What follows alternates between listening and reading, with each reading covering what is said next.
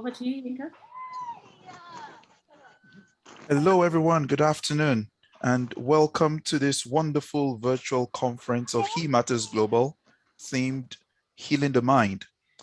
It's a pleasure to have you all join us this wonderful afternoon, and I'm sure you're all looking forward to a wonderful conversation.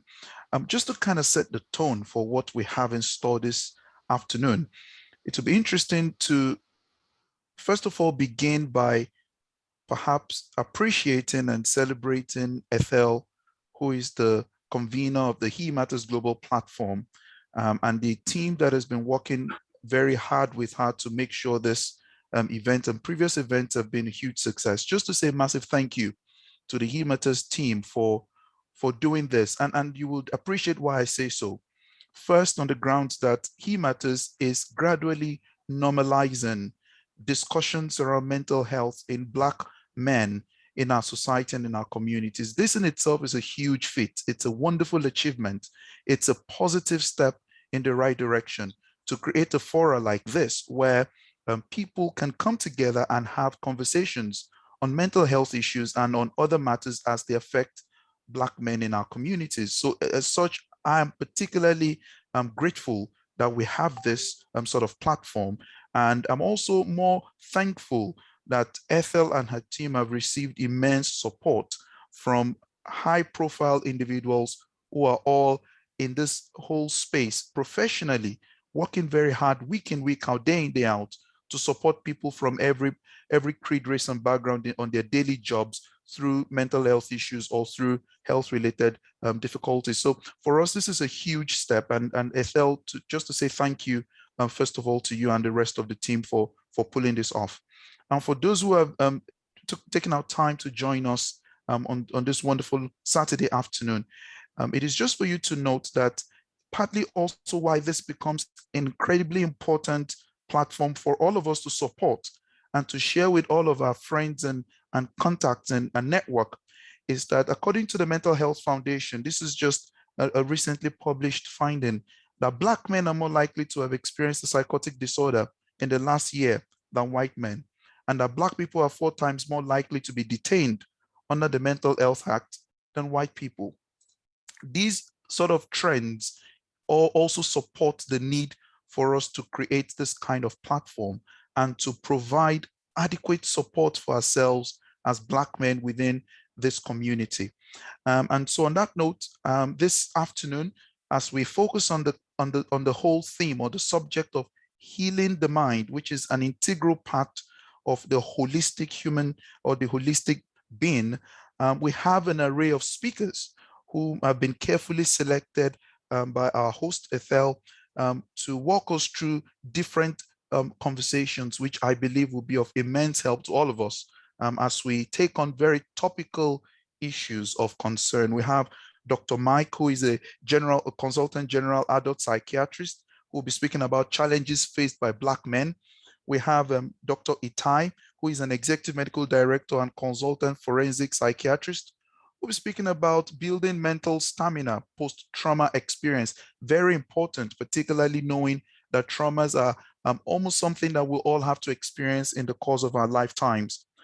Steve Gilbert is with us, who is an anti-racism consultant and also the vice chair for Independent Mental Health Act Review Panel. And he'll be speaking on his recovery journey, which he titles Lived Experience of Bipolar Disorder.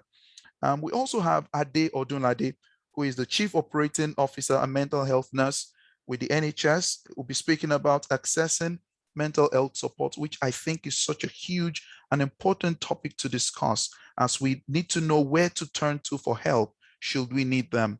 And we'll have wonderful discussions dotting these different talks. We're going to wrap up later on with conversations with Wellington Makala, who is the Executive Chief Nurse of the NHS, and on Let's Talk About Men and Emotions. Many of you know exactly where this is coming from. Background saying, strong men don't cry and so on and so forth. A lot of myths and a lot of fallacies out there. And we're going to be taking on this very strongly with Wellington Makala, who will be walking us through this. And we're going to have a sort of a panel somewhere in there as well, which will be hosted by Chris. There'll be some question and answers, and we'll have closing remarks from Dr. Moses Iyagwena, who is an advisor to the He Matters Global Platform. As you can see, there is a wonderful array of speakers who will be taking on all these different topical issues in what I believe will be a cocktail of conversations that will make our afternoon indeed worthwhile. In the limited time we have together this afternoon, we do hope that you gain immense value from the conversations and that you participate, most importantly, as I've always believed that this kind of platforms and events, the best way to make the most of these platforms is through immersive participation. That means we're just not listening passively to the conversations, but we're engaging with our speakers, asking questions, and keeping the conversations going. Before I hand over to Ethel, just a little bit of housekeeping. Let's try as much as possible to keep ourselves mute throughout the course of the program. And the chat function is open and available for everyone to engage with the speakers or with the hosts. So feel absolutely free to throw your comments, your thoughts, your suggestions, or questions, or comments or feedback into the chat function, where the hosts will be picking them up, and your speakers will be happy to engage with your questions and your comments. So from me, once again, to everyone who has made it with us this afternoon, and those who will be joining us further down the line, welcome to He Matters Global Virtual Conference 2021, as we discuss healing the mind. Over to you, Ethel, and hope you have a wonderful afternoon, everyone. Well, thank you so much, Yinka. It's always so great and such a pleasure to have you here to support and to champion what we're trying to do here at He Matters. And I just want to say a very warm welcome to everyone for joining us today. You know, it's such I'm just so full of appreciation and thanks. Yeah. So what I'll do is I will just go through my presentation, which I've just put together for everyone, just so you know what He Matters is all about, but also the direction of travel that we're taking and why He Matters actually exists. So I'm just going to walk you through those slides, and then I will carry on with the program from there. Just also want to make mention to everyone that in the chat, we're going to be just posting our social media handles. So if you can just follow us on those social media handles, plus also if you do come across an aha moment that you do feel like you want to tweet or share, then obviously tag He Matters Global, and the handles will be posted in the chat just there. And as Yinka has said, please just keep your questions coming through in the chat. So yeah, so let's make a start. So with regards to He Matters, first of all, I just want to walk us through why we exist. Like I said, thanks Owen for the slides. Next one.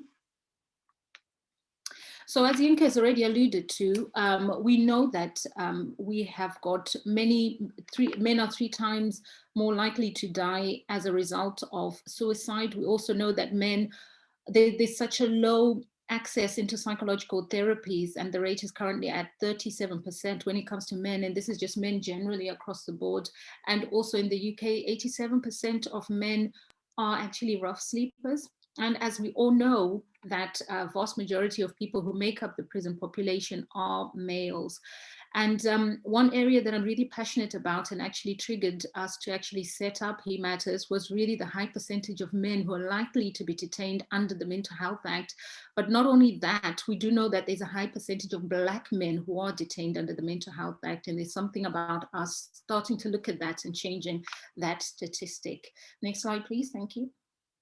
So we need to really start to understand, you know, what are the barriers of men actually accessing health support in the United Kingdom. So let's just walk through these slides just to understand that very quickly. Thanks. Thanks, Owen. Yeah, so some of these things that I'm going to be sharing are really things we already know, things that we're already very aware about in our walk of life. So we know there's a big stigma around mental health generally, and we know more so a big stigma with men and mental health, and also there's poor mental literacy, so people don't really understand what mental illness looks like, what it's about. So that knowledge is not really readily, it is available out there, but maybe people just aren't tapping into it. And then also there's a thing around preference for self-reliance, and in my country where I come from, in Zimbabwe, there's a thing about zo airemerwe nenyanga dzayo, meaning that an elephant.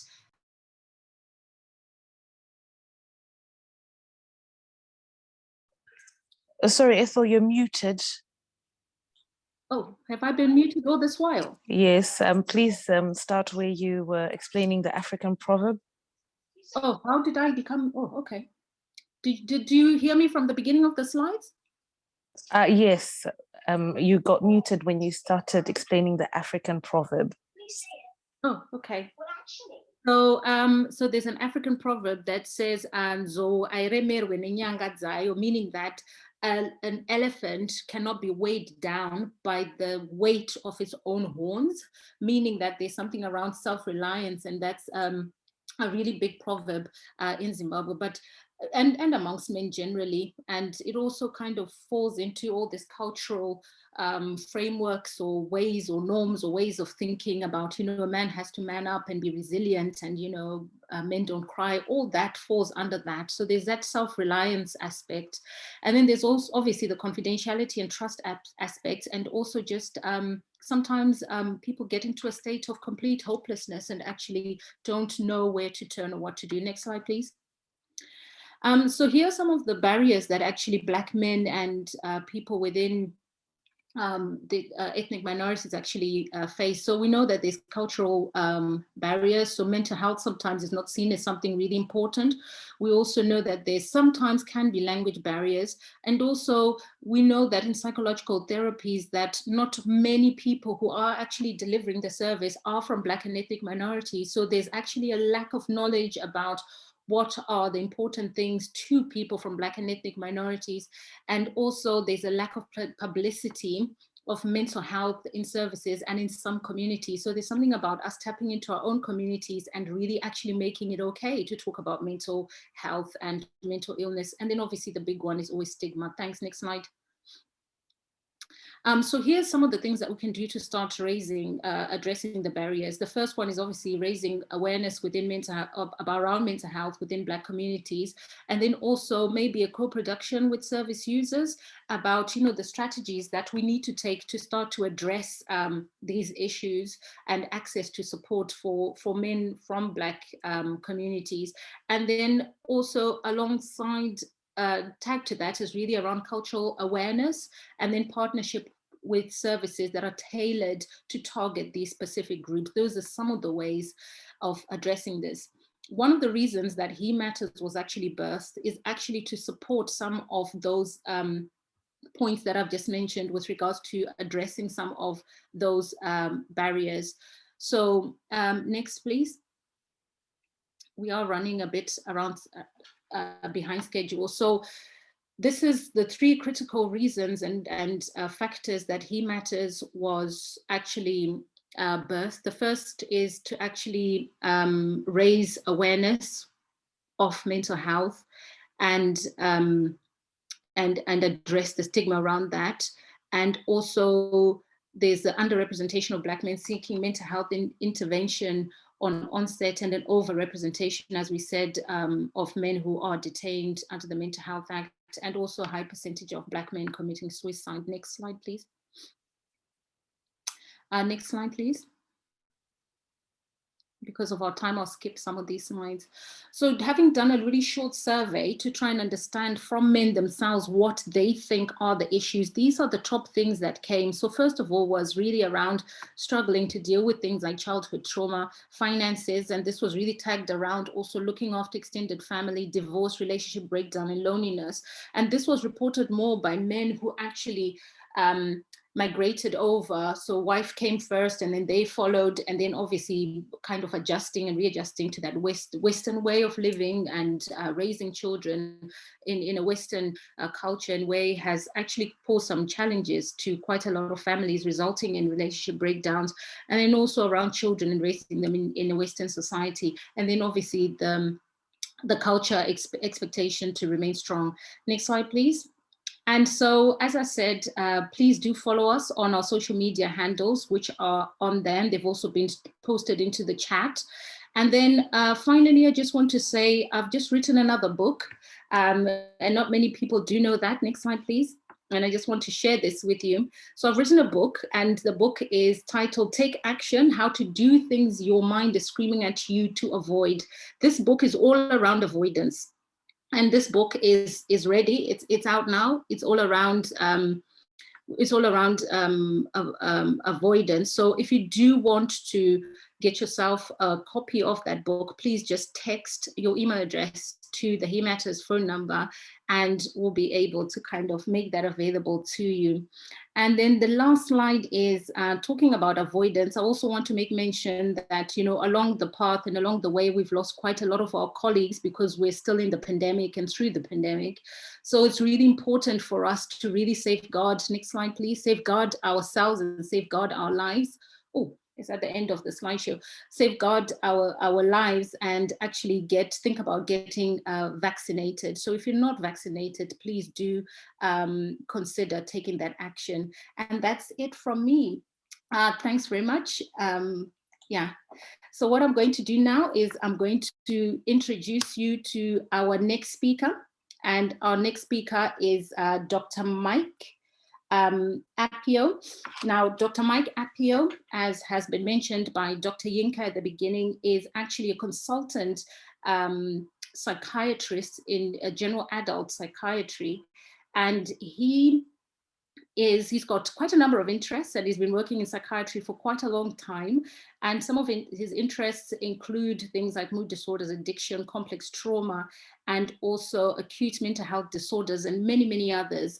So he's here today, and he's actually going to talk to us all about some of the challenges that are faced by Black men. So Dr. Mike, it's so great to have you with us today. So it's over to you.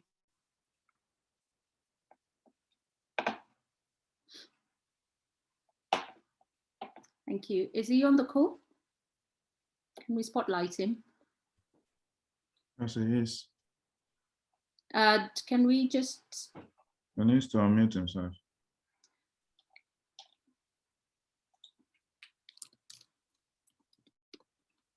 Okay, let's just get you onto there. Thank you very much, Dr. Mike. Over to you. Yeah, I can unmute myself now. Thank you. I'm going to get my video to, it should run.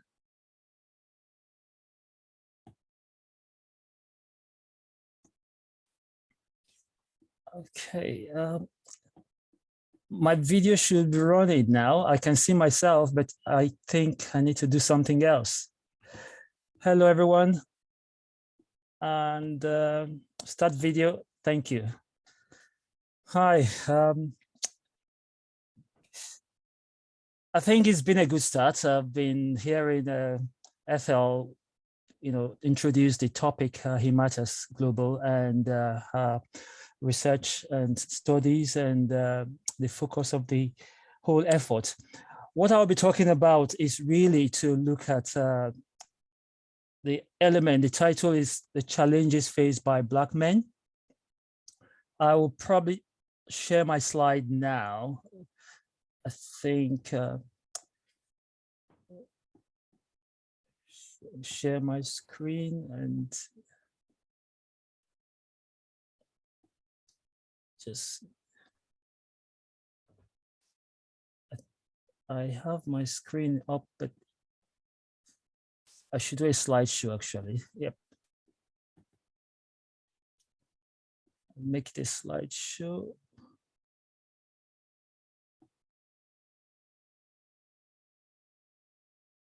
Can you see my screen now? Yes, we can. Yes, Thank you. Can. And this slideshow start from the beginning. Thank you. Sorry about that.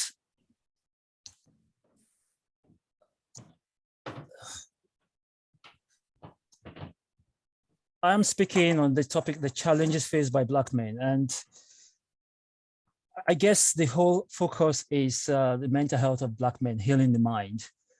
And it's easy to go on to talk about the mental health symptoms and all that, but I thought we should go to some beginning to get some backdrop to,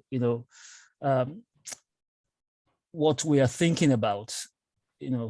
There is a background to this, and there are cultural, sociocultural elements to it. And we've talked about ethnicity and the facts around ethnicity in the UK, which Ethel referred to as well. And what is mental health and wellness. And I'll come back to the challenges faced by Black men. And we'll look at breaking the cycle if we can, and what are the things we need to be looking at, and what are the current mental health provisions available. And there are others, initiatives, the World Health Organization Mental Health Gap Initiative and the UK Mental Health Plan around that same initiative. And Ethel spoke in finishing around the voluntary sectors and what He Matters can actually do along the lines of enabling Black men to achieve goals. The context is that Black men in populations that are predominantly culturally and racially different, they become the minority. Black men in populations that are predominantly culturally and racially different are in the minority. And that's what we find in the UK and most Western communities. And there is a conflict of self when we find ourselves in the minority. There is the, inner questions and queries about, who we are and how we can fit into a very critical society, sometimes critical societies.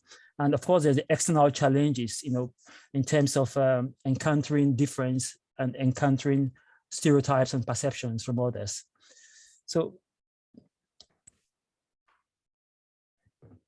these are an overview of what we'll be looking at as well. What are the available provisions? What is issues with access, and what's the uptake of available provisions among Black men in predominantly white society? And what conversations should we be having along the lines of the challenges Black men face in these communities? What are the barriers? We need to, identify the barriers to access and uptake of provisions and all that. Again, the question is the NHS, the formal sectors, and all the structures in place. Should this whole effort be left to the government and the NHS services? And is there a role for the voluntary community groups, which I referred to earlier? And where's a friend and family? And we know today's society is not as homogeneous or not as it used to be. The family framework is now less available. I'll come to that. I talked about the lost tribe. Here I'm thinking about the integration, the migration, and the effects of course, Black population in the UK are either African origins or Afro-Caribbean origins, and over time there is a mixed communities we have in the UK. So Black is quite, there is an element of what is Blackness and what is diversity, and there are the mixed races, there are various elements of defining Blackness. And I talk about African, Caribbean, and the mixed and other groups. I need to just make sure my computer is powered.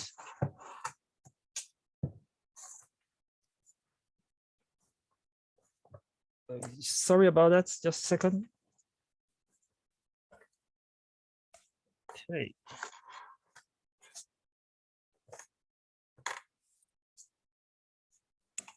Yep, got that, sorry about that, yep. Okay. Okay.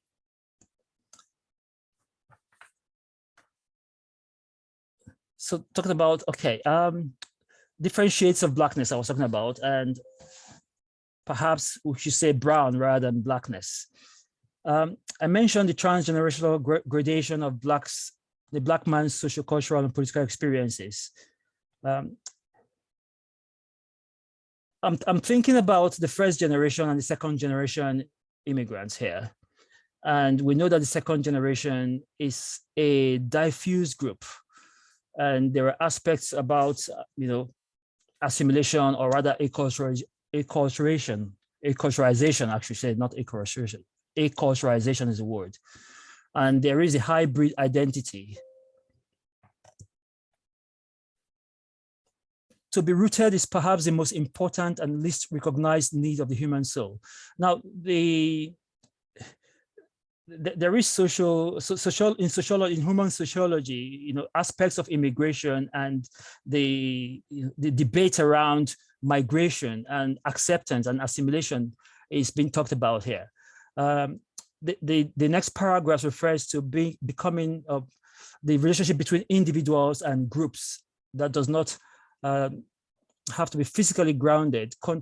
Now, these are theories around location based on the physical place we might find ourselves versus location based on social integration and acceptance. And if we look at the struggles to belong in new communities, immigrant communities, there's often the tussle between the previous location in terms of the previous country and the current location we find ourselves. And some people identify with their previous country. If you came from Africa, that could be somewhere in West Africa, or if you came from the Caribbean, that could be Jamaica. So the idea of the physical location sometimes becomes a conflict where we are not really resolving the fact that we've moved to a new location. I'll probably refer to this at some point, but in terms of inclusive fitness, altruism, and family adaptation.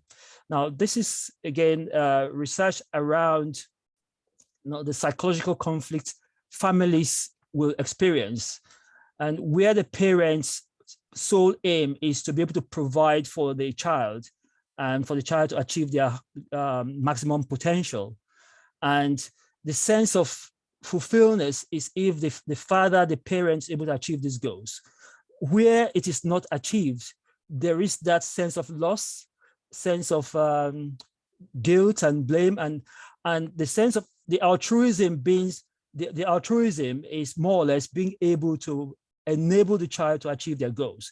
So when we find generations who have moved over to a new country, like the UK in this case, and we know in the 60s, the civil rights movement, and the early 70s and 80s, we have these generations who struggled to attain those goals. They are left in that sense of, there's a sense of bereft or bereaved, they feel bereft of the role. And so what this leaves is that the children and subsequent generation, they are not able to experience that satisfaction of parenting, and that may affect their relationship with their parents. That may affect how they view the parents in terms of integration and into the new community. Now, the last bullet point is psychology of place, attachment, and familiarization and identity. I seem to be rushing now, but there are a lot of things around this relocation that may impact on identity and the feelings of displacement. Now, there are other aspects of beliefs and cultural views around what a man is, who is a man. And various traditions will have, in African cultures, there will be the rites of passage, there'll be initiation and all that might take place to enable the transition from childhood through adolescence and to adulthood.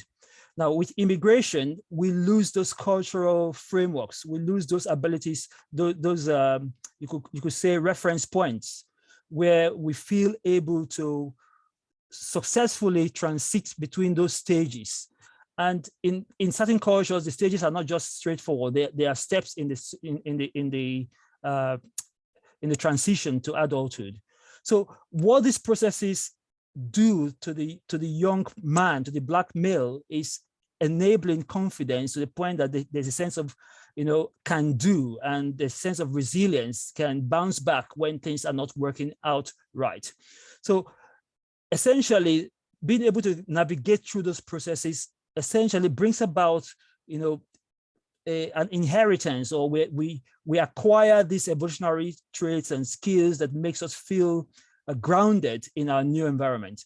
So where this is not happening, there is a gap, in fact. And what has tended to happen in teenage groups is that we find peer pressures and distractions, and that's when we find young fellows being, involved in gangs and groups, because that's where they find the sense of rites of passage and initiation that allows a transition.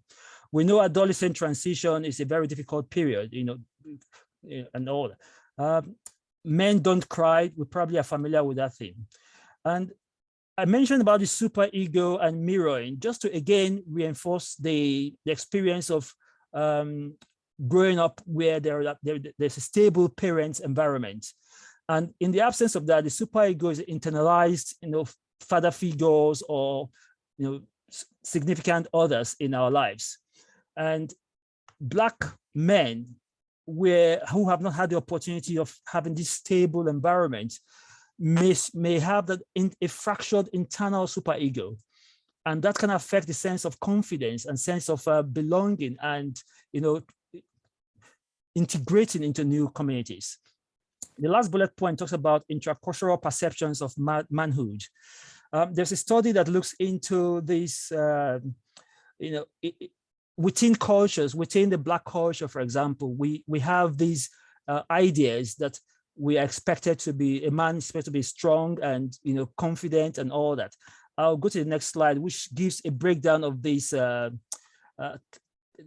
analysis of this study in terms of what a strong man is meant to be like, the mental strength, resilience, being assertive, being a leader, and hardworking and all that. And there's a quote there that Black men are strong-willed, strong as much mentally as physically, but more so mentally, and they can endure, etc. Now, in terms of this study, statistically, the respondents, which are some women that volunteer to attend this, be part of the study, majority of them, 27%, 61% of this population here had a view that men are meant to be strong-armed and strong-minded. 43% of this group felt that men should be able to challenges with familial and personal connections. So men essentially who are untrustworthy, who are not committed to the family, who are unemotional, they are deemed as, not suitable, not, able to fulfill those roles. Now, these are cultural stereotypes that can actually affect the bias of the male folk in the community. And with 43% of the study group had this view around what maleness means and how acceptable Black men could be. The last group here had a view that, again, this is a sympathetic view that tends to accept, or what's the word now, sympathize with failings or difficulties for male folks to achieve goals. So this group would tend to give the excuse, it's circumstances beyond their control that is affecting their ability to perform or fulfill their roles. I'll move on to the next slide for time. Now, what are the objectives of this conversation around the challenges faced by Black men? We need to identify these challenges. We need to be able to find ways to improve the functioning, the confidence, the fitness of men in communities, how the living, the learning, and how well they thrive in this community. We need to be able to prevent harm or loss or disease or damage in this male folk, and where necessary, intervene promptly and kind of enhance recovery. Now, looking at the challenges, again, in a different light, we probably know about Coming to America, and Eddie Murphy was a Black chap who acted in that film, Coming to America.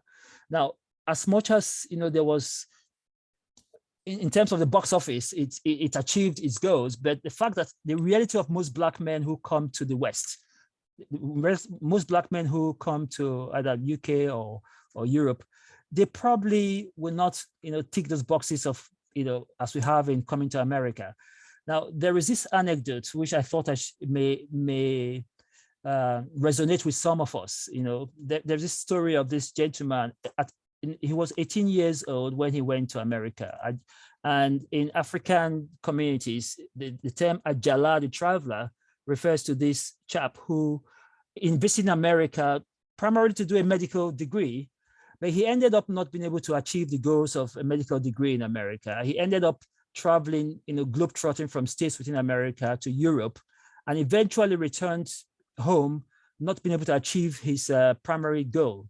And I know from the accounts about his later life was that he actually suffered from stroke and got depressed.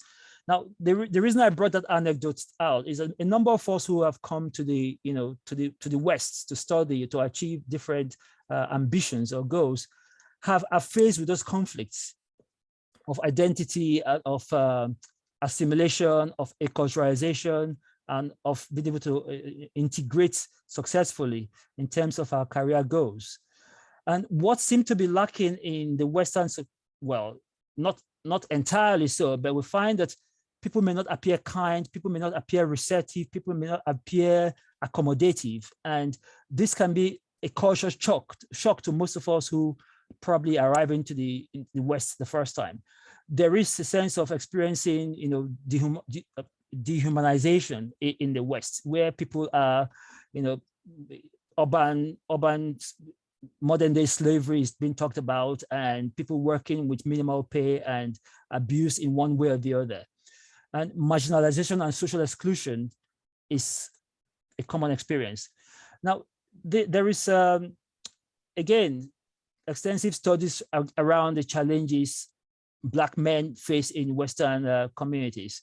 Racial discrimination, marginalization has been talked about, and involvement with crime and offending that leads to, disposal to the criminal justice systems.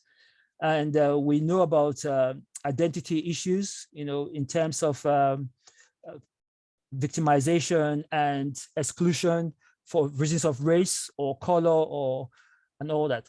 And we talked about there is mental health stresses, and as a result of these stress experiences among Black folks. The next bullet point talks about intrafamilial experiences of violence, and there is intimate personal. Thank you, Dr. Appio. Yes. One more minute, thank you. Yes. 1 more minute, you said? Yes, please. Thank you. I need to just move on then.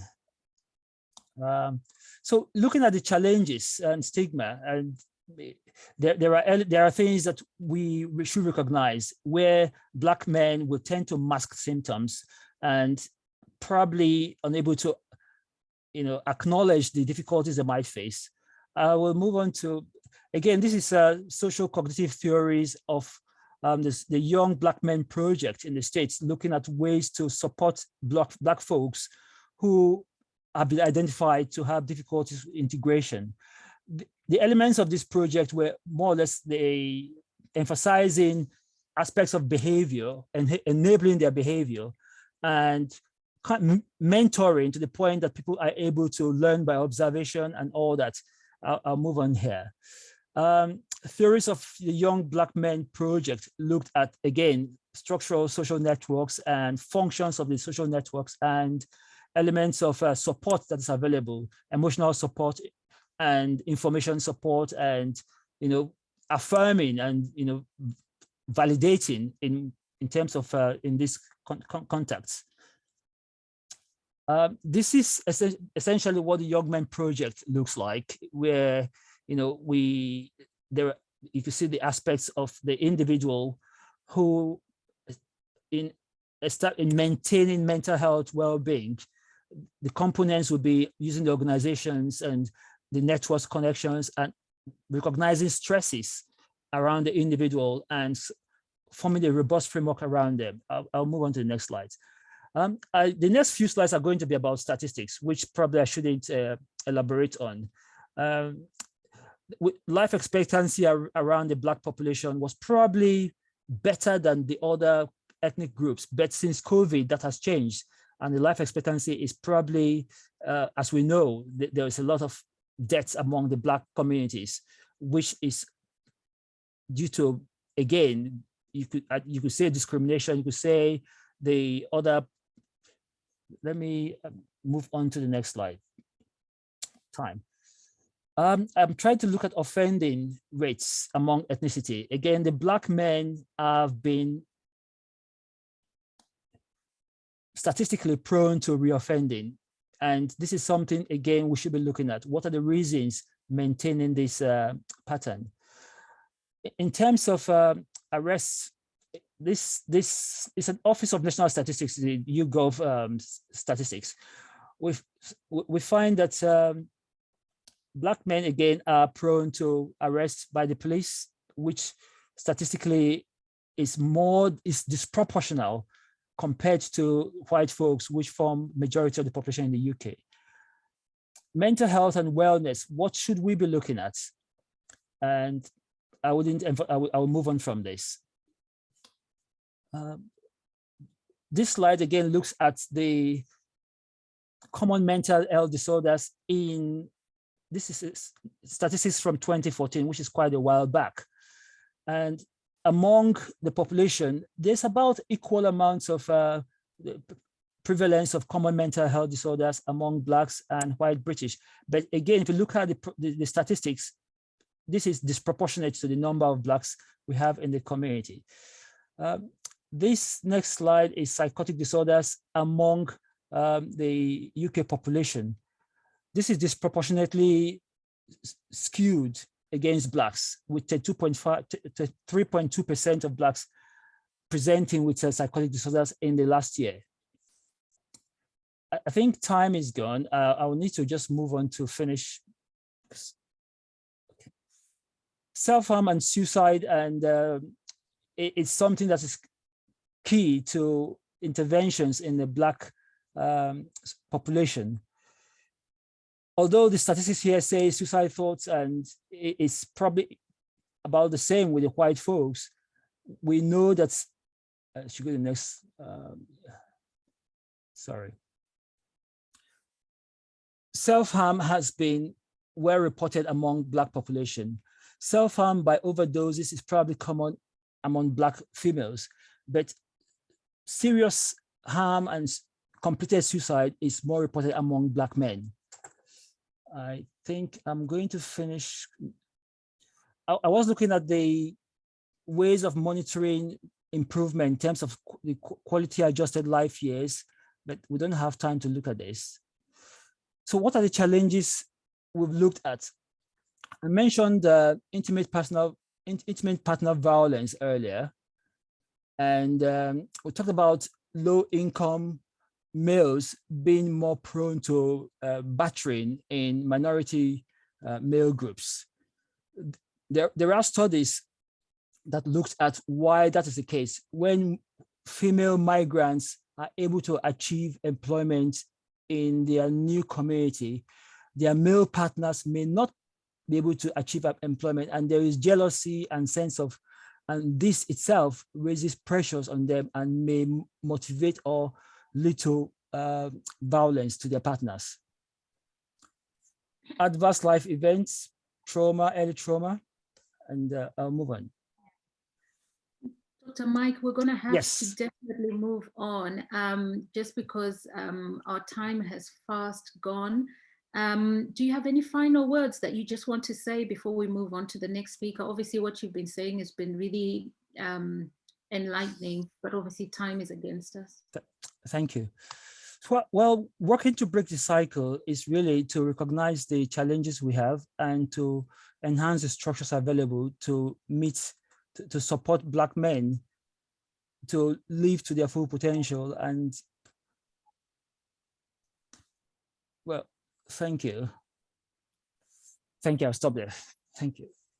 Thank you so much, Dr. Mike. You know, your presentation was just very gripping in terms of the data and the evidence that you were presenting there. Thank you so much for that, and really key issues highlighted. So, but you know, as you know, with these things, time is always not on our side. But I hope I don't know if these slides are shareable. If they are, it would be good to share with the group. But thank you so much for your presentation. Thanks, Ella. Thank you. Thank you.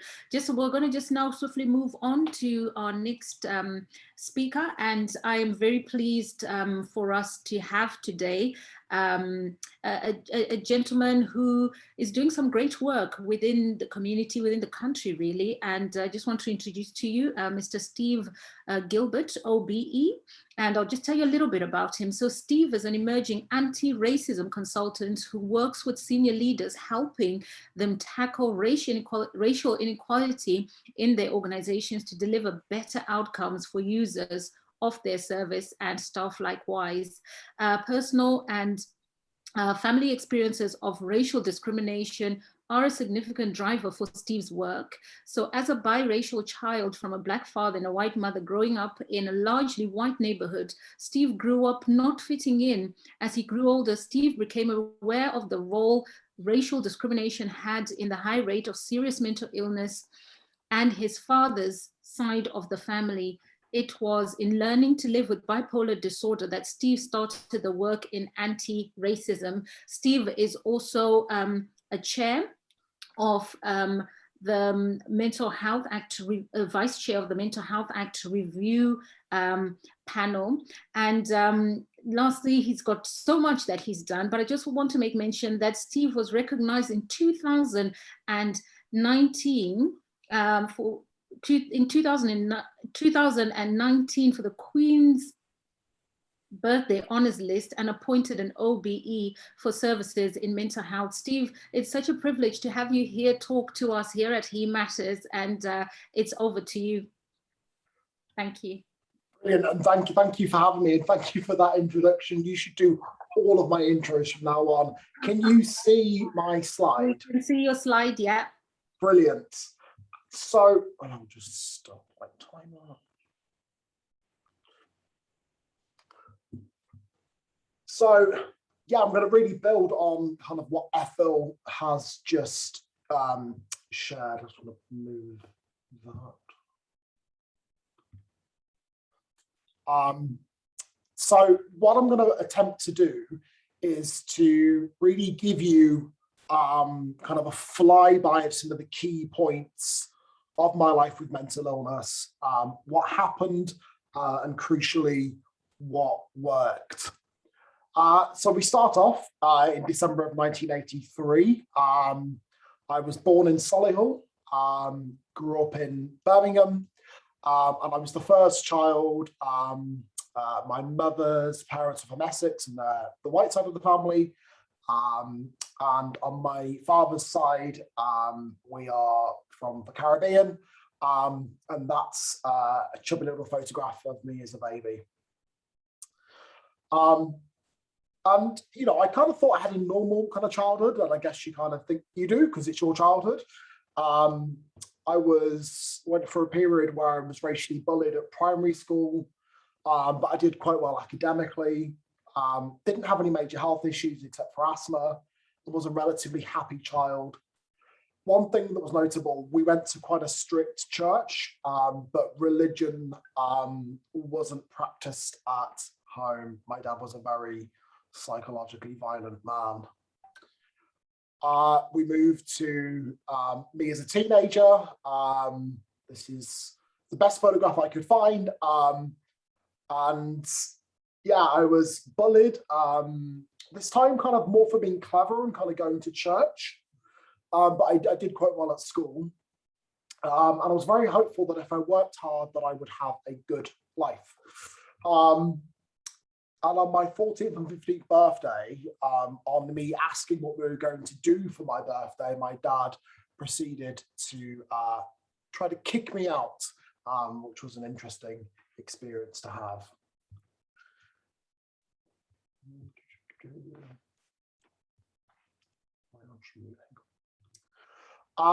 And then we moved to me at 17 years old. And this is where I had my first kind of experiences around poor mental health. I was referred to CAMS, which is Child and Adolescent Mental Health Services. And I was seeing a clinical psychologist for what they termed stress management. I really can't remember what we talked about. I just remember that the lady's name was Debbie, and that it felt really good to talk about the shit in my head. And when I get to kind of 19, this is where life really took a turn for me. My father is a narcissistic thug, and the family home just wasn't safe for me. And the final straw was that he physically confronted me. At the time, this was my father's stats, and this was mine. So there's a significant height and weight disadvantage to me. And to cut a long story short, he had this look in his eyes. He raised his fist to me that just knew that it wasn't safe for me there. He actually didn't punch me that time. He went downstairs, walked past every single door in the house and punched a plate glass window, lacerating his arm. And that's when I knew that it just wasn't safe for me to stay there. And 2 weeks later, I left home and I never lived there again. And at 19 years old, to move out, that was the only thing I could do to remain safe. But that isn't normal, and I now realise that. Despite that, I did okay at university. I really struggled psychologically, but I kind of viewed it as kind of growing pains. I did find it really difficult to fit in, but I still remained hopeful for the future, and I graduated university with a 2-1, and then secured funding for a master's. And so my life seemed to be on track, although, it certainly wasn't perfect. And then in January 2006, this was partway through my master's, I had my first episode of depression. And like so many other people, I couldn't explain what it was I was feeling.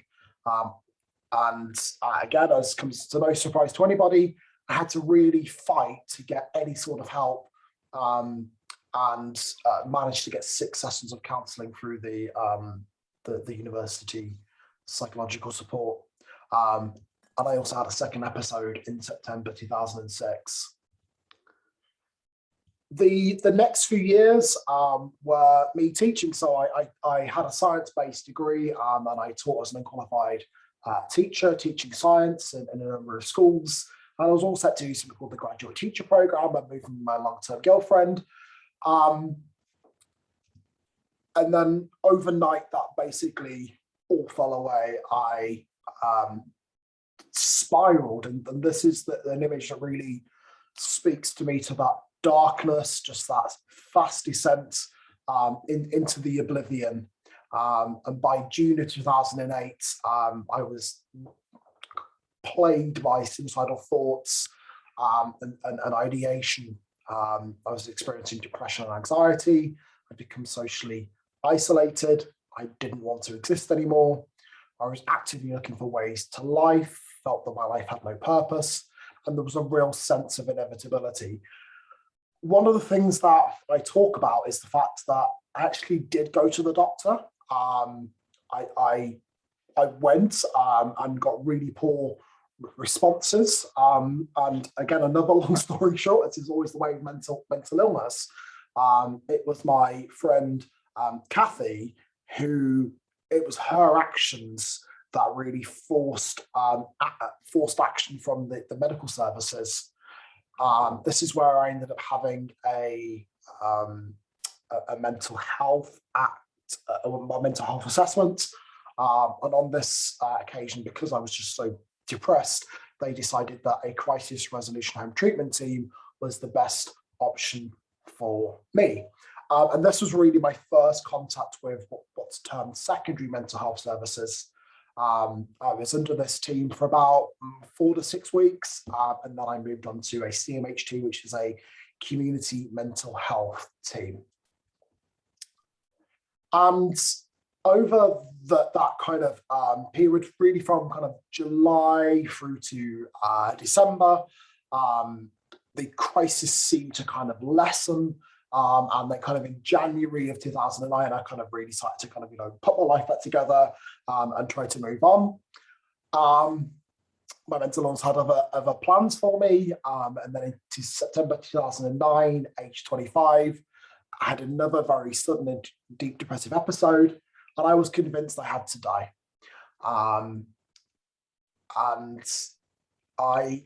the guilt that I felt meant that I was planning to die by an accident. I didn't want anyone in my life to feel that they'd failed.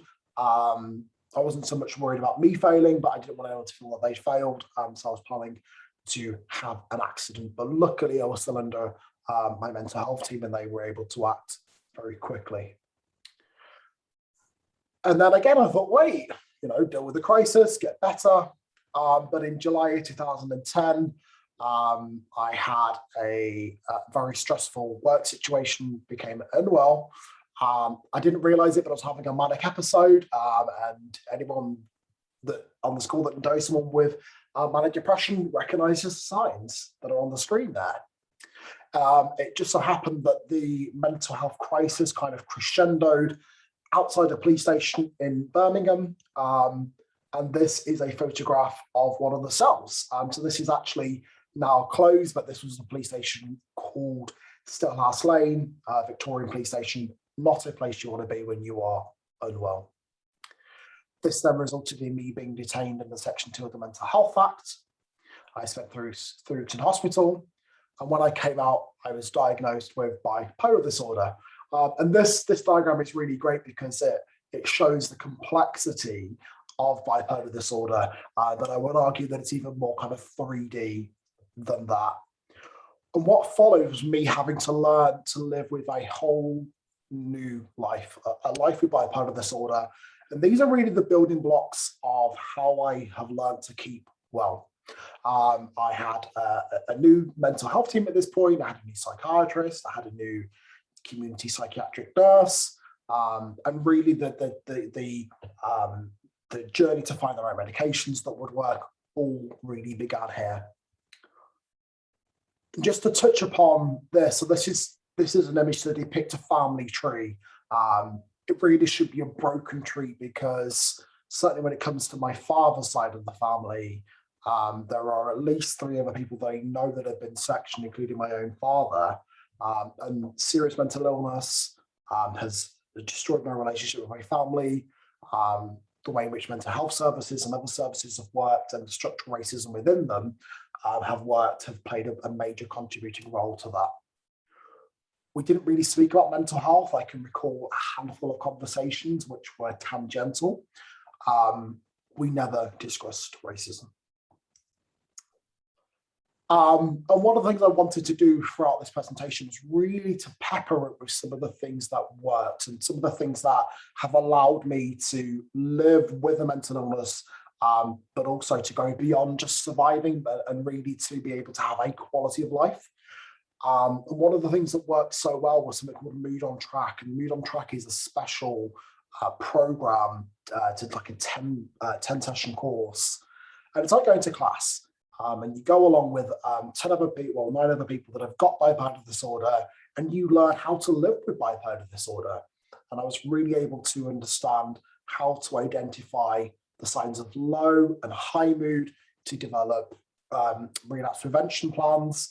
But really importantly was being able to form friendships with people who also had bipolar disorder, so you can have those honest conversations, and some of those people I'm still friends with today.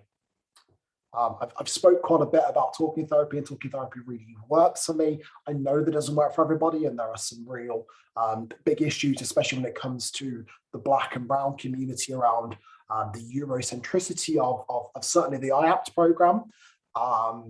But for me, being able to talk about the stuff in my head was so important. And regardless of whichever therapy you choose, for me, therapy has helped me and so many other people to kind of strengthen our identities. We're not our illness, we're not what's happened to us. Also to recognize those internal coping strategies, and very importantly for me to map my support network, who I need, but also who needs me. Then a number of years passed. I was diagnosed with complex PTSD, which is the result of psychological abuse by my parents and my siblings. In 2006, I completed a much more intense course of therapy. One of the things that I don't know if people kind of understand about therapy is it's not the easy way out. Therapy is really, really tough. And just like when people kind of complete a course of radiotherapy for their cancer, I did a video because, again, I wanted to kind of lift some of that stigma that surrounds talking therapy. And then over the last kind of 2017 onwards, it's just been ongoing work to manage my mental illness, and it never really goes away. And I just want to share some of the things that, again, are the building blocks for me. This is not an exhaustive list. And they're just some of the things that I need to do on a daily basis to really keep well. The first is medication. Do I particularly like taking it? No, but my life would be massively chaotic without it. And these are the medications I take. Some people take more medications to manage their bipolar. Some people take less. Again, for me, it's about kind of creating a combination that works for me. My medical team, again, there are good psychiatrists, there are bad psychiatrists, and everything in between. My psychiatrist has been really important. My psychiatrist has since retired. And because that relationship is so important for me, I've decided that I'm going to go private, because for me, that relationship is so key. And I don't just want to be handed somebody and told you're going to work with them. This is my life. And there is a cost to that. But I think that's important. Pharmacists, psychologists, GP, psychiatric nurses are all really important. One of the most important things for me has been meaningful work. And this is just a selection of organizations I've worked with over the past 7 years. Work for me is really, really important to my self-esteem, but also to give me that sense of purpose. And this is just so it kind of comes up on the video recording. These are some of my most recent roles. But one of the most important things is being part of something bigger. This is a photograph that was taken in 2014. So really kind of early on in my journey of being involved in kind of mental illness, kind of stigma work. I'm here and I'm friends with so many of these people still to this day. And this was an event called Stereotype, which is all around celebrating kind of Black culture, but really that intersection between Black culture and mental health and mental illness. And Time to Change has since come to an end, and I don't do kind of volunteering in the same way, but I still value being part of a community. I still value events like today, coming together and finding, my kindred spirits is so important for me. I've got 2 slides left, and this is the penultimate slide. The Serenity Prayer. Acceptance is one of the most difficult things to live with when we're talking about mental health. God grant me the serenity to accept the things I cannot change, courage to change the things I can, and wisdom to know the difference. And I hope that helps, because, again, what's worked for me may not work for you, and that's okay. And then my final slide. Ultimately, I wouldn't have made it this far without the love and care of my best friend, Kathy. This was a number of years ago at her birthday party when my face was less round. My face is more round here. And this is the day that I received my OBE, and we were then invited to St. Paul's Cathedral for a service. I hope that each and every one of you has someone in your life. I really believe that God sent us into each other's lives to work together, because when the chips are down, I've been able to rely on Kathy, and she has been my guardian angel. Thank you so much for listening to me, and I hope that this has been helpful.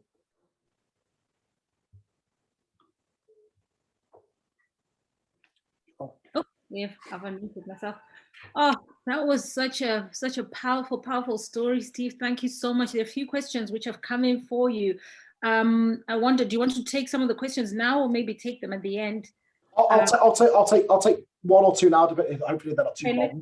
Let me just go to them. So, I suppose one maybe quick one would be, how does one access Mood on Track was via IAPT.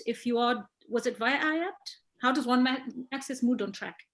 So Mood on Track is, I don't know if it's available everywhere, but certainly in my mental health trust, it was via referral. So you had to be within a certainly community mental health team.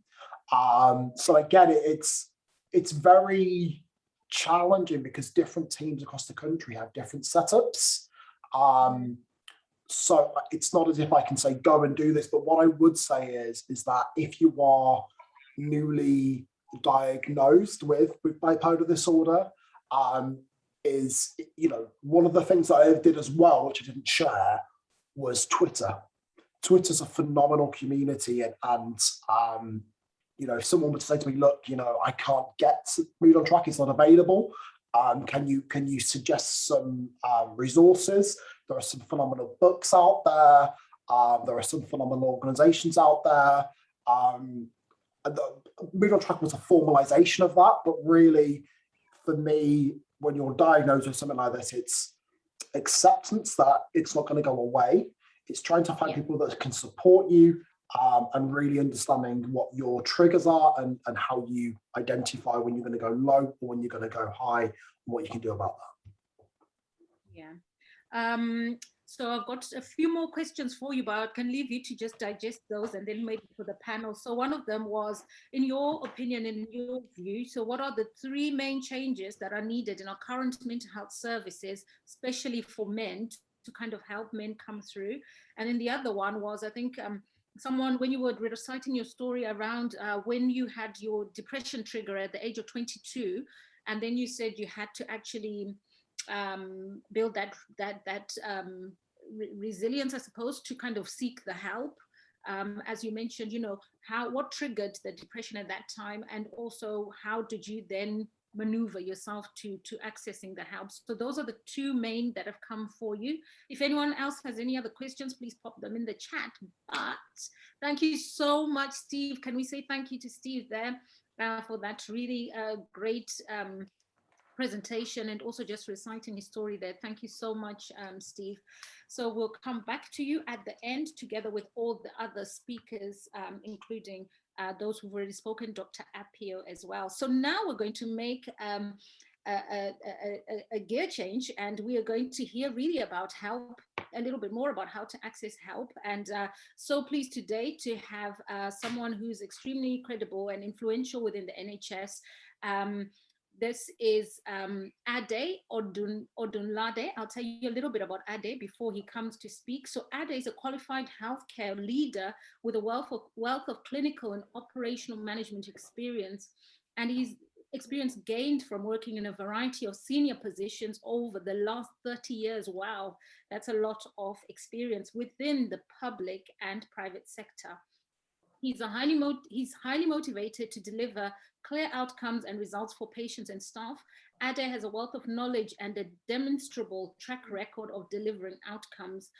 And Ade currently he's a mentor, and Ade asks his mentees not to be passive receivers, but active participants. So I like that. He also encourages staff to honor commitments, expect support, communicate clearly, assume responsibility for their own development, be teachable, and listen to what is being said and not said, especially how it is being said. So Ade currently works as the Chief Operating Officer for Derbyshire Healthcare NHS Foundation Trust, and was formerly Managing Director for CNWL. You know what, Ade, it's so great to have you with us here on He Matters. What a wealth of experience, and I know we are going to learn so much from you today. So it's over to you now.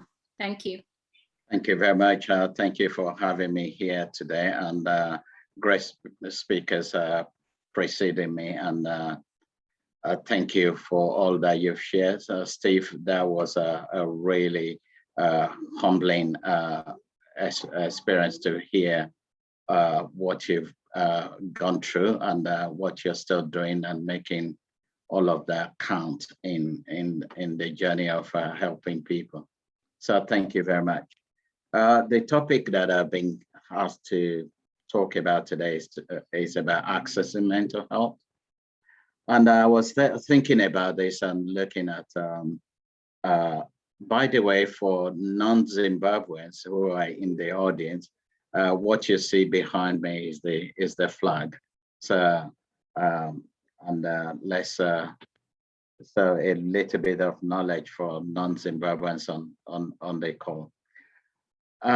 In Zimbabwe, for instance, access to mental health services is generally centralized. And the reason why I just want to touch on this is that when you move from one culture to the other, you're going to be influenced by your preceding culture.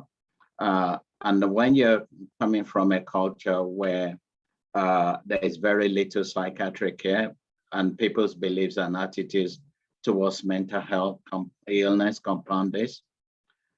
And as a result of a centralized system, it makes accessing mental health become difficult.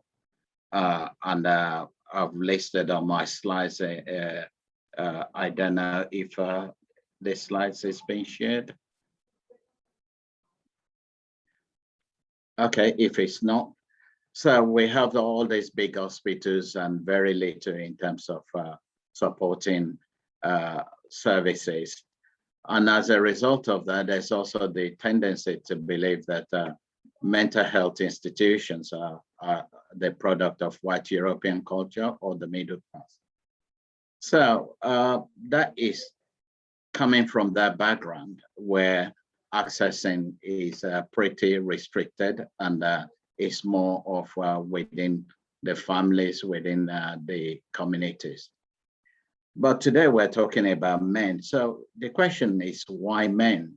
And Ethel at the beginning gave us a lot of statistics around 1 in 5 men will die before it reaches 65, 2 in 5 before the age of 75. We know that health over 50 in terms of screening, lifestyle, disease awareness, including diabetes, prostate, erection problems are pretty predominant problems with men. And also, World Health Organization estimates that 1 in 4 people will suffer mental health problems at some point. So this is pretty important stuff. So the question is, why Black men matters? British Black men are 4 times more likely than white to be hospitalized for poor mental health, and are less likely to seek help before they reach crisis points.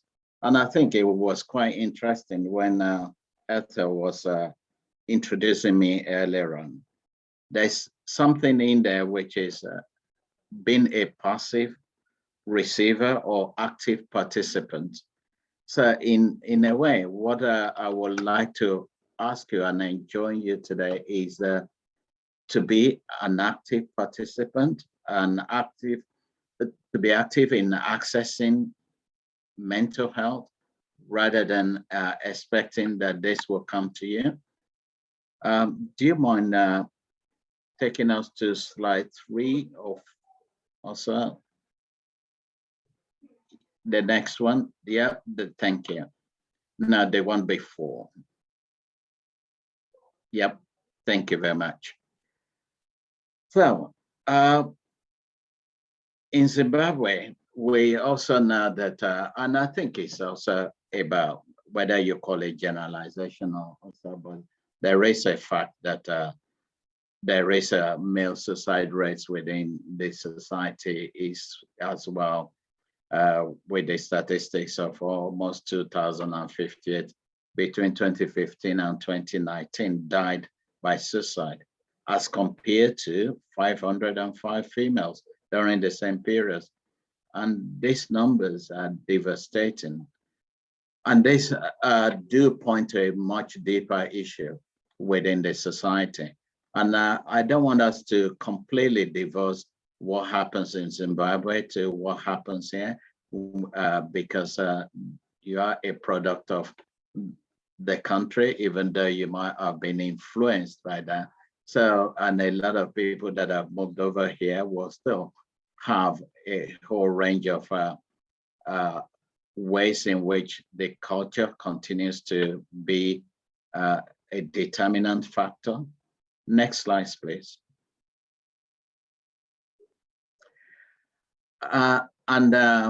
Before I talked about access in the UK, one of the things that I found extremely interesting is that a lot of work that has been going on in Zimbabwe itself, but also the reason why I put it on the slide is actually the beginning of how we access mental health.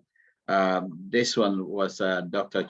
Chibanda, and started about simple act of talking can make a huge difference to people's lives. And that is really important that we engage in having conversation with our friends, with our family, with people around us is really vital to ensure that A, we're able to seek help, A, we're able to, B, we're able to discuss some of the pertinent issues that might be worrying our mind, or we might be experiencing some symptoms. So it's really important to get talking. Next slide. This is another one which I think I've put on the slide here as something that I will actually ask people to emulate. We know this started in Zimbabwe recently as part of the stress by COVID, and it's called Friendship Bench.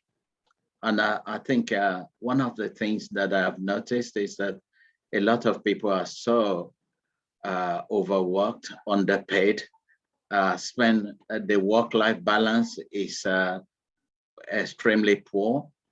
And actually, we can start to think about how do we build networks? How do we ensure that people around us, we're able to have those conversations that I referred to earlier?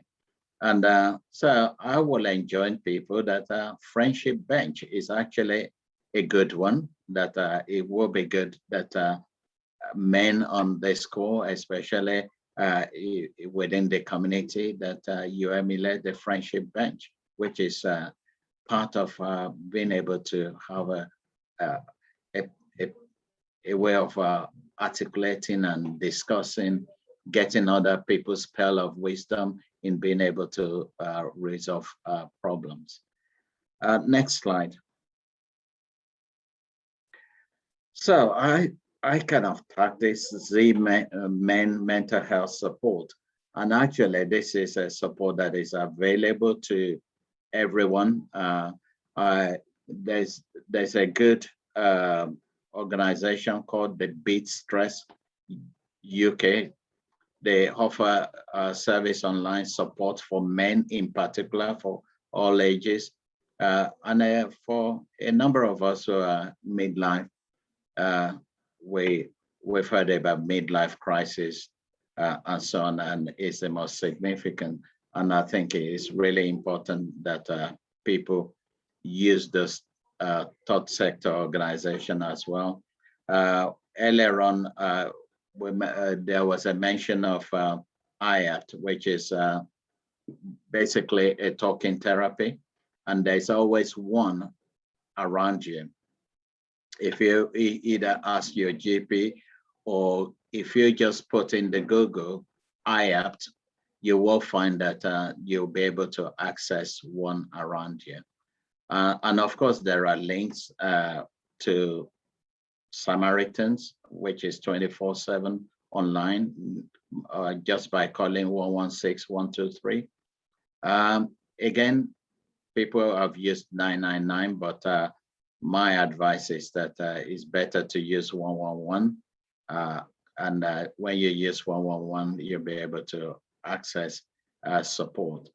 And of course, you can have emergency appointment with your GP as well. And there are also crisis service, as Steve mentioned in his presentation. There are a number of crisis service around the country as well. Next slide.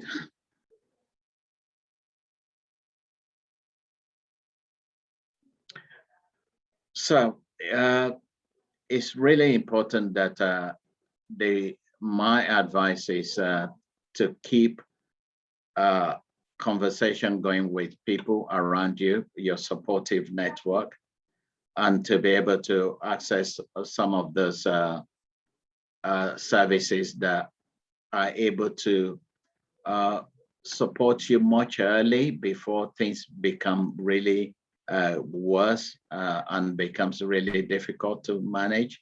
And before we started getting into a treatment that in itself becomes problematic.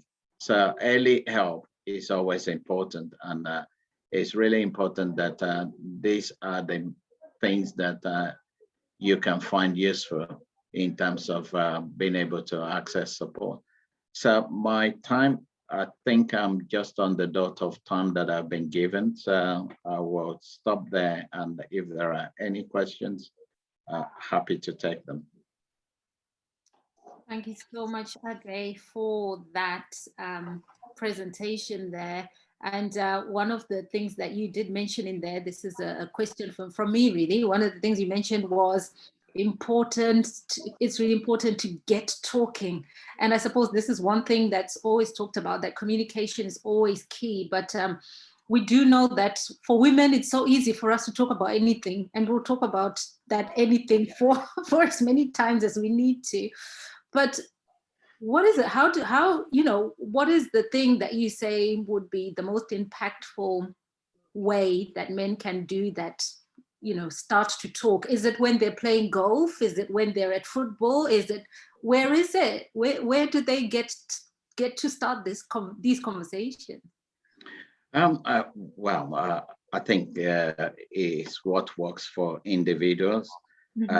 Because it may not necessarily work for people to engage in golf, and there are people who that works for. I can only share what I find useful. I have some friends, and we do get together from time to time. And not only when we get together, it's also about being able to have people to call, people to have conversation with, and not being isolating yourself. I think it's basically what works for you. Some people do it in the pub, but my advice is that don't overdrink, because that brings its own problem and brings aggression, violence, alcohol addiction, and that's another problem in itself. So drinking to moderation is always good. But and there are various groups. There are various main groups. People form themselves into associations. People form themselves into a traveling group, which I've done before, where you just go on a men's weekend, and you just get together, and some play golf, some do other things. So there are a whole range, but nevertheless, I think it's also important, if you have family, that having conversation and getting family and being able to resolve issues in the family early is important. Otherwise, because when you look at the pressure on a lot of men, a lot of that stems from relationship difficulties, and acceptance of men as men, and the ego that comes with that.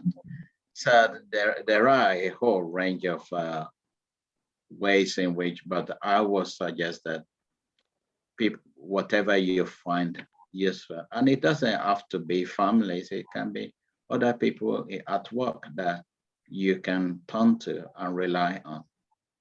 Mm-hmm.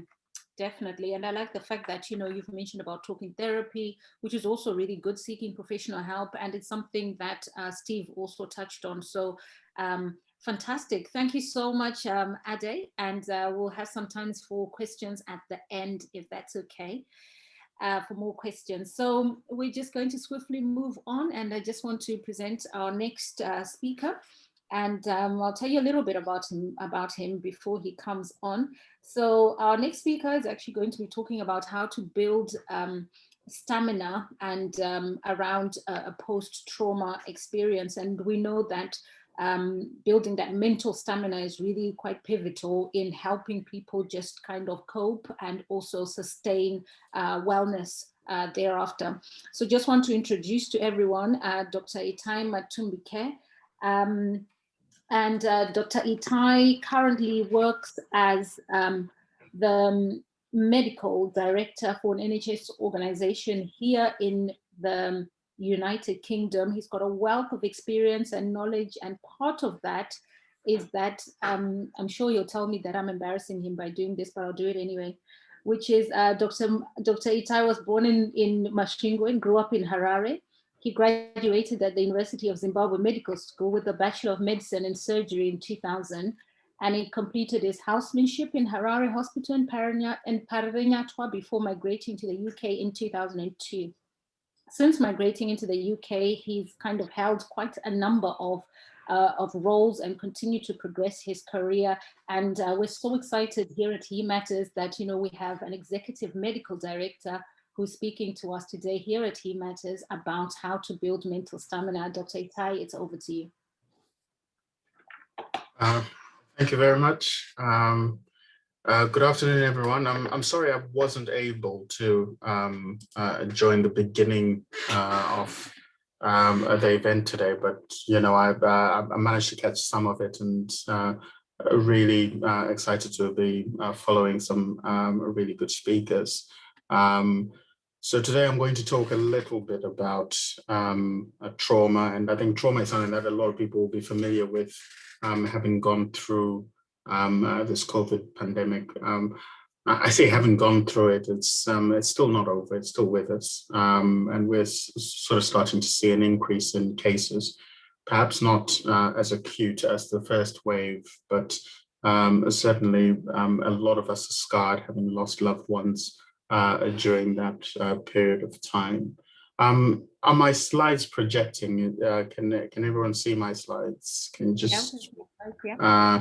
So I just wanted to talk about, because today I'm talking about building mental stamina, and I think because the majority of the listeners are men who will recognize, physical stamina as being something that they have done through playing sport and other things.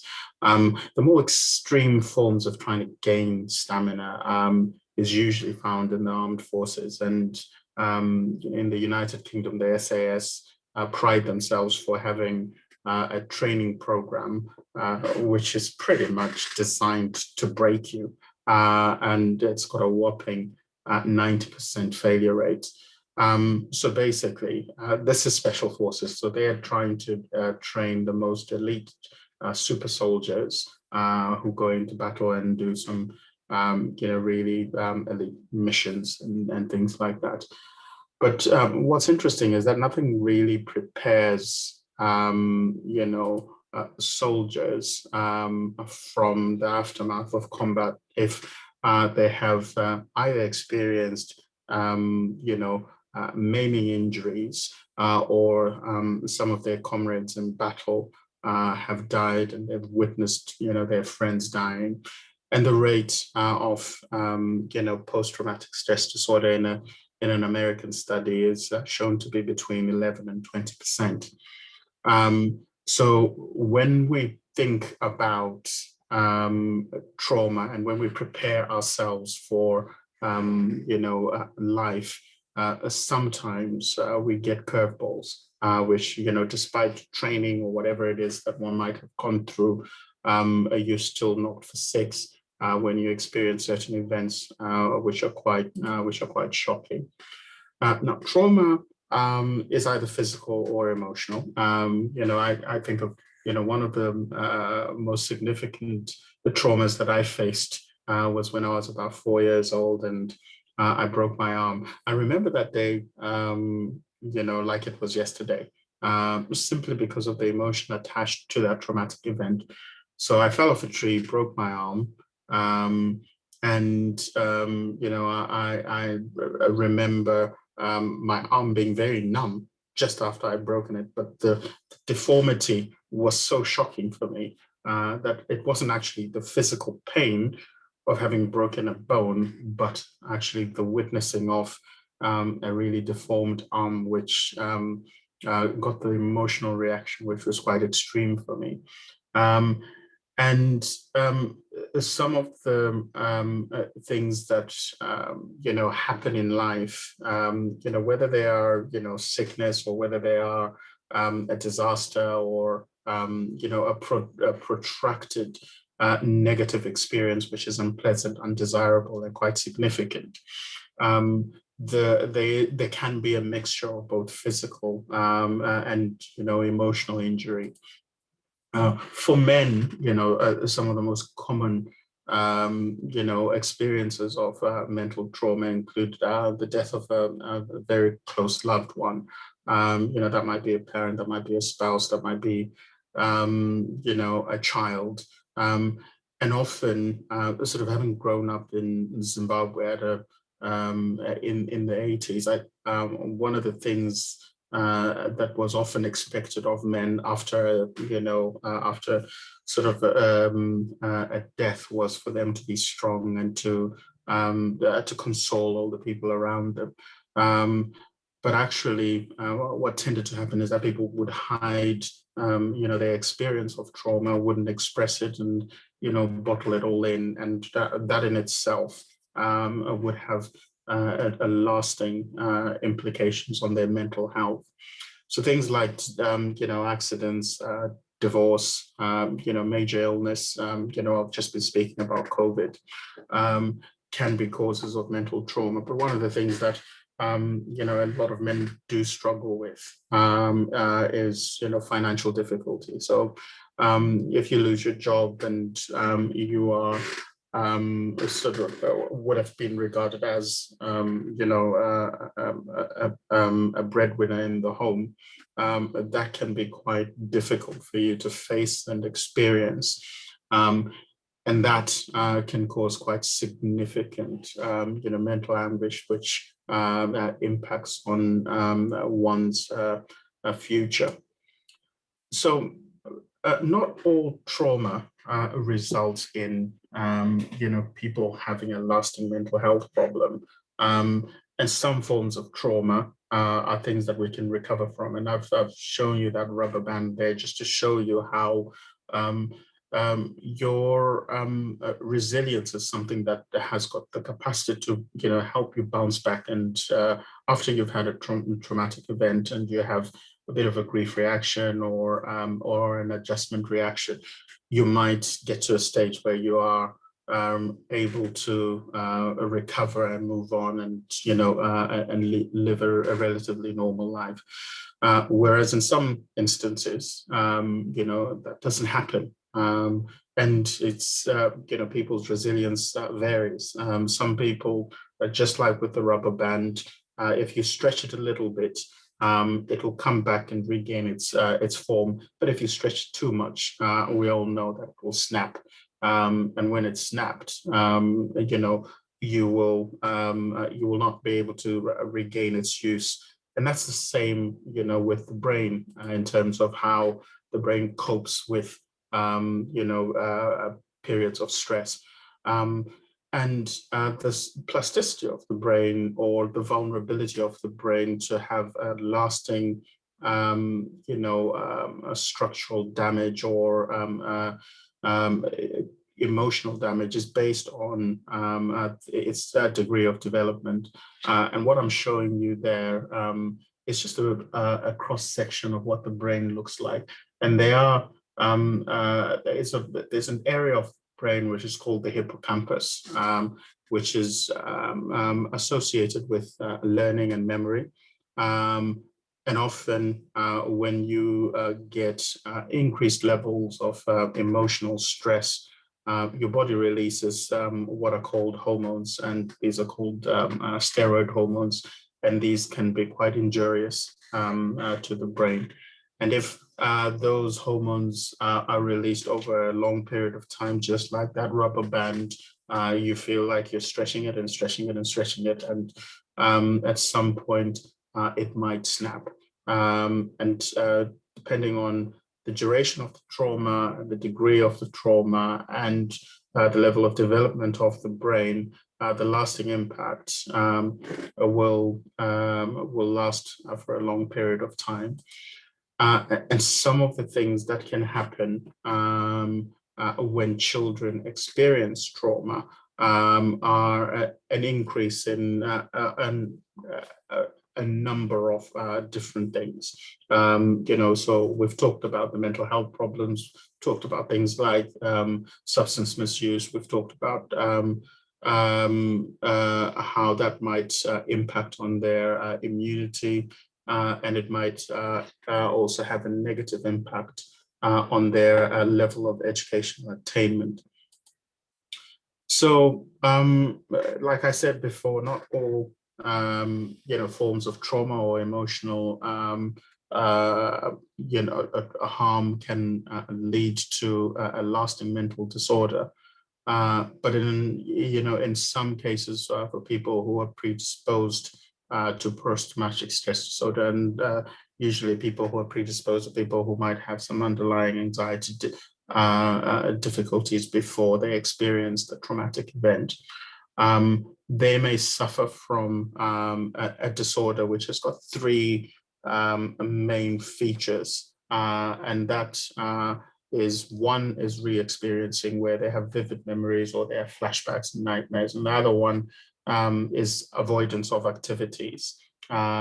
And also the other one is, a degree of hypervigilance and, a perception of a heightened current threat.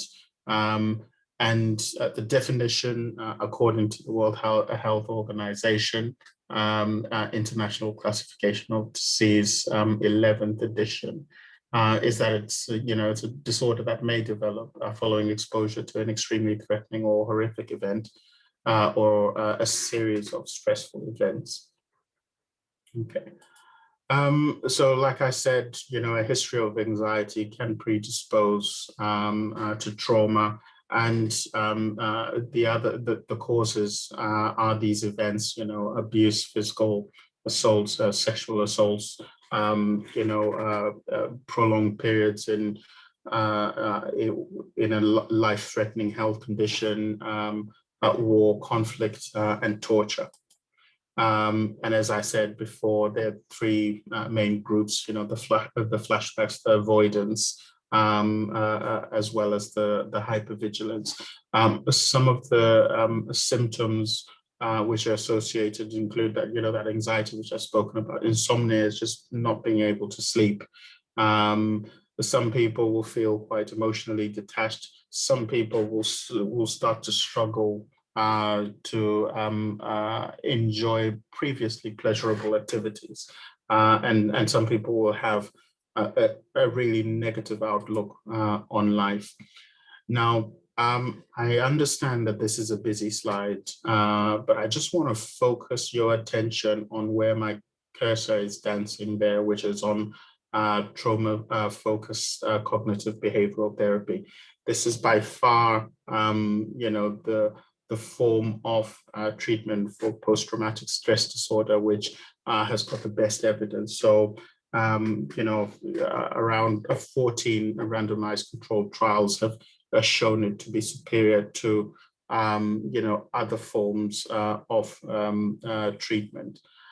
I'm just going to talk to you slightly about, what the components of trauma-focused cognitive behavioral therapy are. And the reason why I want to talk to you about them is just so that you can have an idea, if you have someone that you know who's experiencing some of these symptoms which I've described earlier, or if you yourself watching this, are struggling to move on from a traumatic event. The thing that I would want you to sort of, feel comfortable about is that there are some talking treatments out there that can actually help you to not just build resilience or recover from the event, but actually to have a much, better sort of life experience, post-trauma. So usually it's between about 12 and 18 sessions that you will have this trauma-focused CBT, and it has got an acronym called PRACTICE, and PRACTICE is based on all of these aspects of trauma-focused CBT. The first one is psychoeducation, which is really just about giving you a bit of knowledge and understanding of the condition that you've got. So it's really about educating you on, the condition that you've got. The second one is about offering you some, relaxation methods, and these can be guided imagery, breathing exercises, and things like that. The third is called affective expression, and just and that is about regulating your mood and developing your skills. So some of the things that you will have when you are experiencing PTSD is, feelings of anger, fear, sadness. And the therapist will help you develop healthy ways to soothe those anxieties and some of those negative emotions.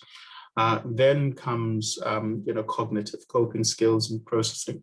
And this is really aimed at dealing with, some of the quite confusing emotions that you might have having experienced that trauma, and not understanding why you have got certain experiences, why you have got certain feelings and thoughts. So the therapist helps you to link some of your behaviors with your thoughts and your emotions and your feelings, and that enables you to gain a better understanding of what you're actually going through.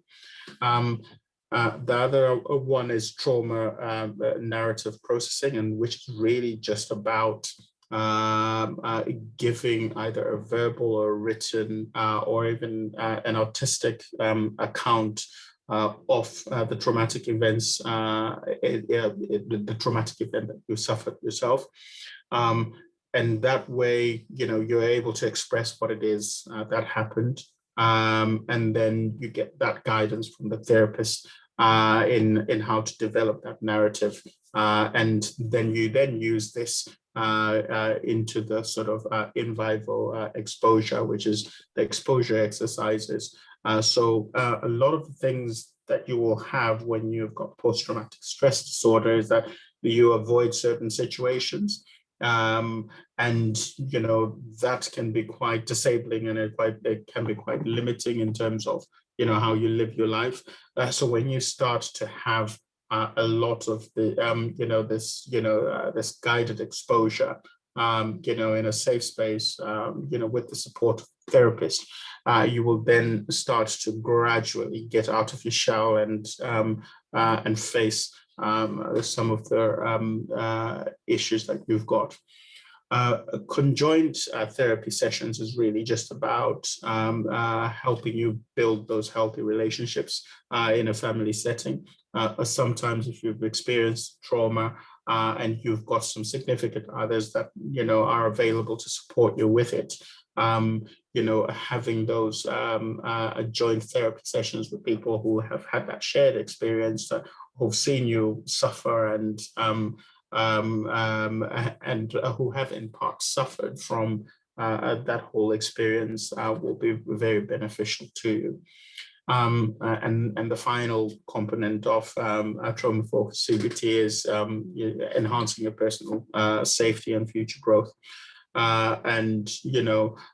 This is crucial for people who've experienced trauma to their own personal safety, and then they learn the skills of how to form healthy relationships, how to avoid future trauma and stay safe within themselves. So that's trauma focused CBT. I've spent a lot of time talking about it because it's certainly one of the things which I consider to be to have the best evidence in terms of equipping you to recover from a traumatic event. So that concludes my my slides. I will stop yakking now. I hope I haven't taken up too much time in terms of my brief, and I will invite any questions if there are any. Thanks very much, Itai. Thank you. That was extremely insightful, especially around that treatment CBT and the nuggets that people need to kind of take away, really, to start to build that resilience. Thank you for walking us through that journey.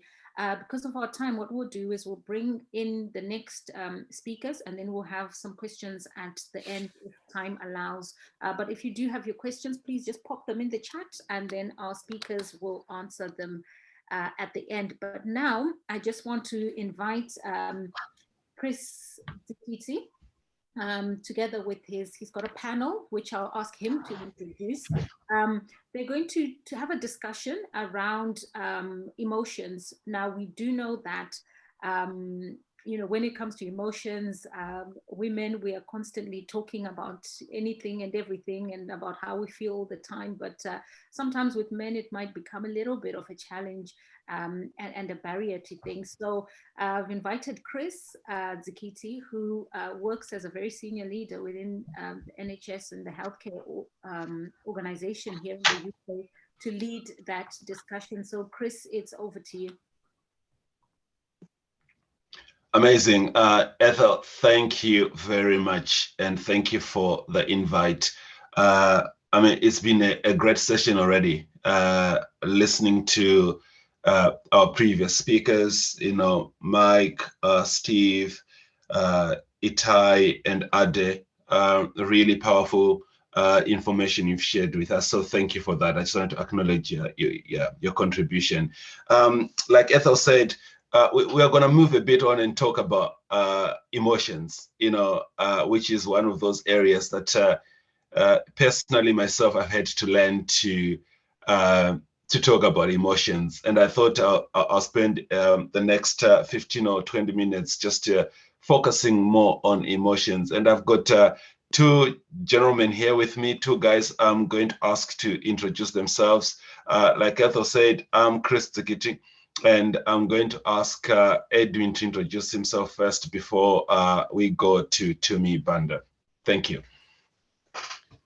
Good afternoon, everyone, and thanks, Chris. My name is Edwin Klovo, and I'm a Chief Operating Officer within the NHS. I'm also a mental health nurse by background. Thanks, Edwin. Move on to Tumi. Hi, good afternoon, everyone. I'm Tumi Banda. I'm a Deputy Director of Nursing and Practice in the NHS, and I'm also a mental health nurse by background. Amazing. Tumi, thank you. So I suppose as everyone, we've heard a lot earlier on around, men and men's mental health. I think there's a lot of confusion these days about masculinity, gender stereotypes, societal sort of ideas of what manhood should be. And we are going to dive in a bit into emotions for men. I know we are trying to catch up with our time. So if I can start with Edwin, because I'm conscious that Edwin has got another event he needs to join, but I want to just pick Edwin's brains around men and emotions and just start talking a bit about what's your take around men and emotions? What's sort of your understanding and your thoughts around that?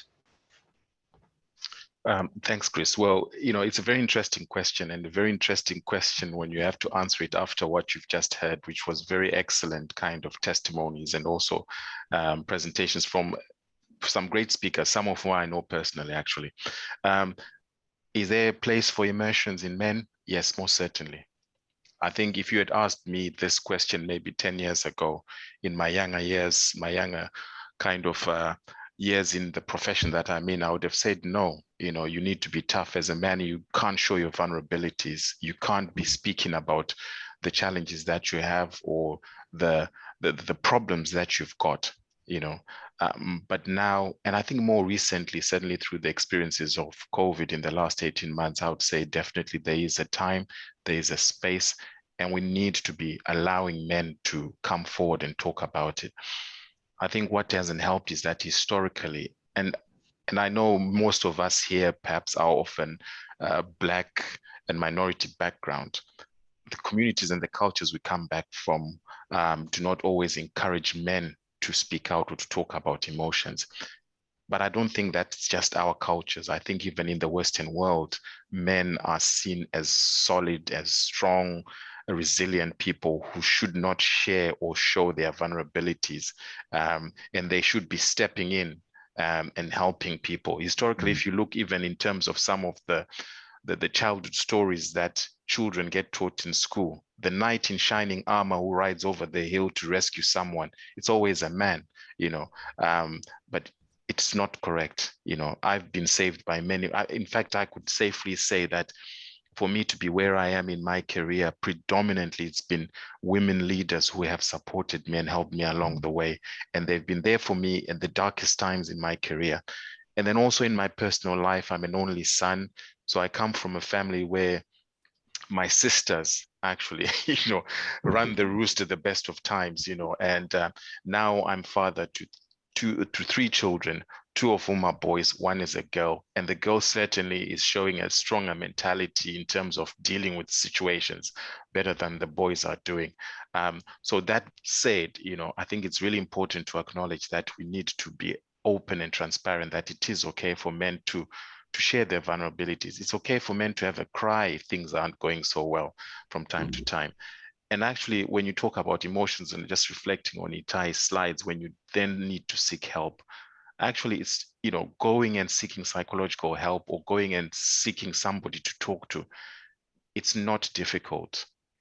It's not about going there and spilling your guts. Actually, you could benefit a lot from just talking to someone about things not going so well, or you're probably in a very dark place. So yeah, that's my take on it, Chris. I definitely think and believe that there is a need for men to be stepping forward and talking a lot more about emotions. Amazing. No, thanks, Edwin. Before I move on to Tumi, can I just follow up with another question, Edwin, in terms of, some of the stuff you've said there around actually, some of the support and some of the people who have been quite strong, haven't been men really. It's been actually, women who have been very, very supportive. So how, obviously, if I was a man, I'll be thinking, right, yes, it's great that actually people are talking about emotions and emotions, but how do I go about it? If I was a man, I'll be wondering, how do I go about it? How do I get in touch with my emotions? How do I navigate this area about actually emotions if actually I was brought up being told, like Mike said earlier, men don't cry, men don't show emotion. So how do I go about trying to, reconcile, my upbringing, and now we're talking more about emotions, and then how do I impact, the young men who are growing up? So yeah, 2 things really, how do men, reconcile that issue around emotions and manhood, and also how do we impact it on the next generation? So those are some very powerful questions, Chris, and I hope I do justice to them. So in terms of the reconciliation bit, well, I think, this event is certainly a step in the right direction, and I know COVID has been a really difficult time for all of us. It's really affected many of us. But I think when I sit back and reflect, I think it's also been positive in the sense that before COVID, my Saturday afternoon today would have been just focused on the next event I'm about to go to. But actually here we are, there's about 30, 40 people here who have dedicated their time to come and talk about this very important issue. So I think there's a movement, and the movement has to start from somewhere, and it will get someplace. As they always say, you and I both come from Zimbabwe, Chris, there's a saying there that, you know, if you want to go the distance, you go with others. But if you want to get to a point B in a very fast way, yeah, go on your own. Well, we know that, you know, you can never kind of sustain any journey on your own, regardless of where you're going and what you're hoping to get when you get there, even if it's the end of the rainbow. But if you go with others, you're likely to enjoy the journey and you're likely to cover a lot more distance. So I think this is certainly one step in the right direction in terms of us trying to reconcile that bit. I think the other bit is around information. So again, you know, this session has been so informative. A lot of the information that's been shared here today, I can bet you, working in the NHS, I know there'll be loads of other NHS professionals out there who do not connect with this information, even though they are working in this environment. The second thing is that there are loads of other people in our communities, wherever we might be coming from, Zimbabwe, Nigeria, the UK, you name it, Caribbean background, Asian, where people who we see as community leaders cannot connect with this sort of information and are not able to share this information. So I think the fact that we are here today and it's being shared, and we've got people who sacrifice their time, their energy to start talking about it. And I know, knowing a few of them, that it's not just this event that they are engaged with and they're sharing this information. I think we are on a journey to somewhere positive, because I think the lack of information is what sometimes results in men from our communities not seeking help. For men in our communities not standing up and saying, actually, do you know what, things are just a bit dark for me at the moment, and I cannot do this, or I cannot cope with this, or I need help here. And I also think that it's also important that, you know, we've got a lot of female colleagues here and strong women from our communities, because I think we also need to think about the generational impact of these things. And for many of our young Black men, when a message is coming from the mother or the woman in the community or in the family, it makes a lot of sense. So I think it's also about them and their responsibility to help us make this message easier for our young men to understand that it is okay. You know, we all have dark moments, but it is okay to just say, actually, I'm going through a tough time at the moment. Things aren't okay. You know, I always say to my boys, you know, when things are a bit tough at work, I'm sorry, guys, today it's not a good day. Let's, you know, let's leave this one. It's a bit of a, you know, a difficult issue. Let's talk about it tomorrow. You know, young boys, they'll come, they want to ask you, oh, you know, this weekend I want to spend the night at my mate's, you know, all of a sudden it's a new mate you've never known or heard about, and you're kind of thinking, hang on, you know, you don't spring those sort of surprises on me like that. But today, actually, I'm not in the mood to talk about, you know, that sort of thing. And I think my boys are learning to understand that it's okay to actually not be okay. Because dad goes through those moments as well.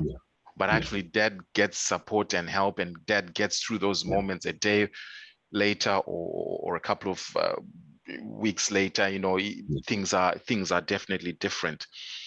I think it's also important, you know, when I think of Mike's slides earlier on, to acknowledge another important thing that, Chris, I know you and I talk about a lot. That when I look at myself, I'm in a very senior role within a very large organization. That means a lot to a lot of people. And in my role, I know I'm representing something that's possible. And I know there's loads of young men out there who might not have father figures, who do come up to me and are asking for me to support them, to help them. So I have a duty and I have a responsibility to also recognize that it's not only my two sons that I have to offer that support and help to, but it's loads of other young boys out there who might not have a male role model or a father figure. And to some extent, perhaps it touches on to Steve's points, which is quite a profound life experiences around his own relationship with his father, because that's an area I think that sometimes makes or break men later on in life, especially when it comes to our emotions and how we deal with them. So I also offer myself out there and give myself out to those young men and say, actually, here I am, talk to me. And actually, it's okay not to be in a good place. And it's good to kind of talk to people. And by reverse, I think I certainly strengthened some of my own personal skills. Yeah. I think when I think of empathy and just being kind to somebody, those are things that you don't learn, but you experience them. And you can only experience them if you're engaging in these sort of conversations around other people's emotions and how they feel. So I think actually by doing that, I'm also strengthening my own ability, not just to be personally resilient, but also to be resilient for other people, other men and other young men out there who need my help and support to kind of acknowledge that it's okay to be emotional. It's okay not to have a good day. It's okay to go through a tough time. And actually, the list of things that Itai put on his slide in terms of some of the trauma, that list is endless, isn't it? Those are just some of those. There are young men out there, there are people like me who are going through a tough time in our workplace. Race is a big issue in the communities that we are in. We're going through some serious economic challenges at the moment, and they don't seem like they're going to stop anytime soon. There are loads of father figures, men in families who have lost their livelihood or are losing their income, and that will have a serious impact on them. But actually, if the whole community understands its role in acknowledging that it's okay for men to be vulnerable, and it's okay for men to start feeling vulnerable and talking about it, perhaps we can start to understand and work with emotions in a much more productive way.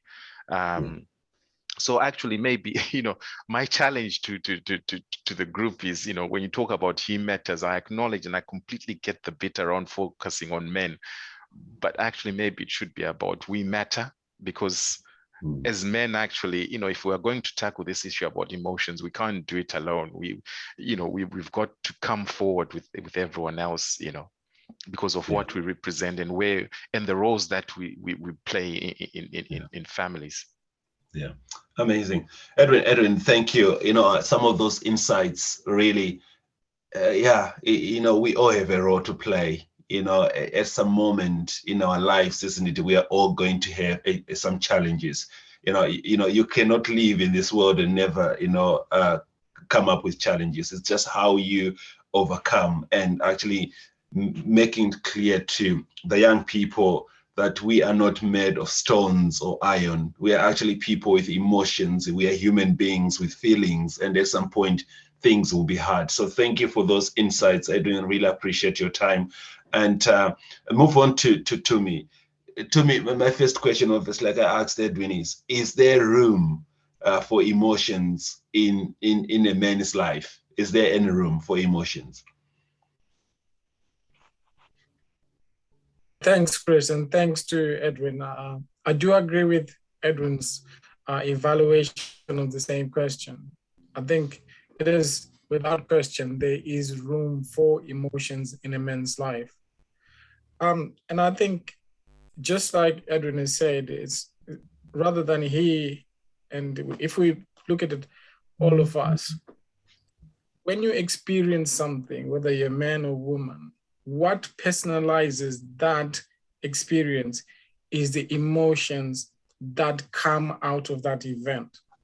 So for you to say, I have enjoyed something, that's an emotion that you're expressing. When you are saying that I had a good time, I'm happy, I'm sad, or you see a football match, what personalizes that is the emotion that experience evokes.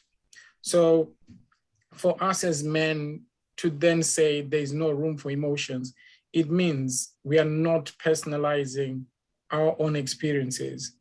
And when you don't personalize an experience, then you're not able to identify your place. You're not able to identify how things affect you. And possibly, this is where you are not able to see how other things are affecting you, because you could be in a difficult relationship, but you're not articulating your emotions. So you stay in a difficult relationship. You might be missing out on going out with your friends because you're not articulating how important that outing, that time with your friends makes you happy. It makes you feel different from when you're at work. It makes you engage in something different, but you're able to articulate your emotions. So emotions do matter. And I think that as we have heard about our cultures and being told that we are men and we have to be strong, I think that those things had a time, and I think we need to move away from that time. That was the knowledge then, and I think we need to really promote this question around, do emotions matter, and put the unquestionable answer to say yes, and promote that going forward. What was happening in the past, we can't change it, but we can only learn from it. That's how we were raised. That's how our cultures have been. But culture is not static. Culture moves, culture changes. And for us, we need to make sure that we change that culture and promote us talking about emotions. Because like we said, that's the only way you can ever say, I have personally experienced something. So they do matter. And I think that for me, growing up, I remember someone who was close to me trying to give me, to insult me and say, you're emotional like your mother. And to me, it didn't land like an insult like that person intended. It felt like a compliment because my mother is my hero. So imagine being likened to your hero. So I actually felt, wow, I see this woman and she can't do no wrong. This is my hero. Up to now, my mother is my hero.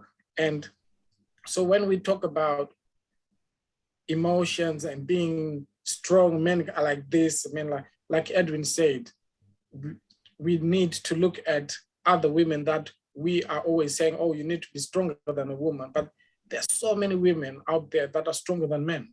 And I think women are the strongest of us all, because how many stories have you had about women overcoming challenges? And there's an old saying, isn't it, that behind every successful man, there is a strong woman. So even when a man is doing well, there's always some woman behind there. So who is stronger?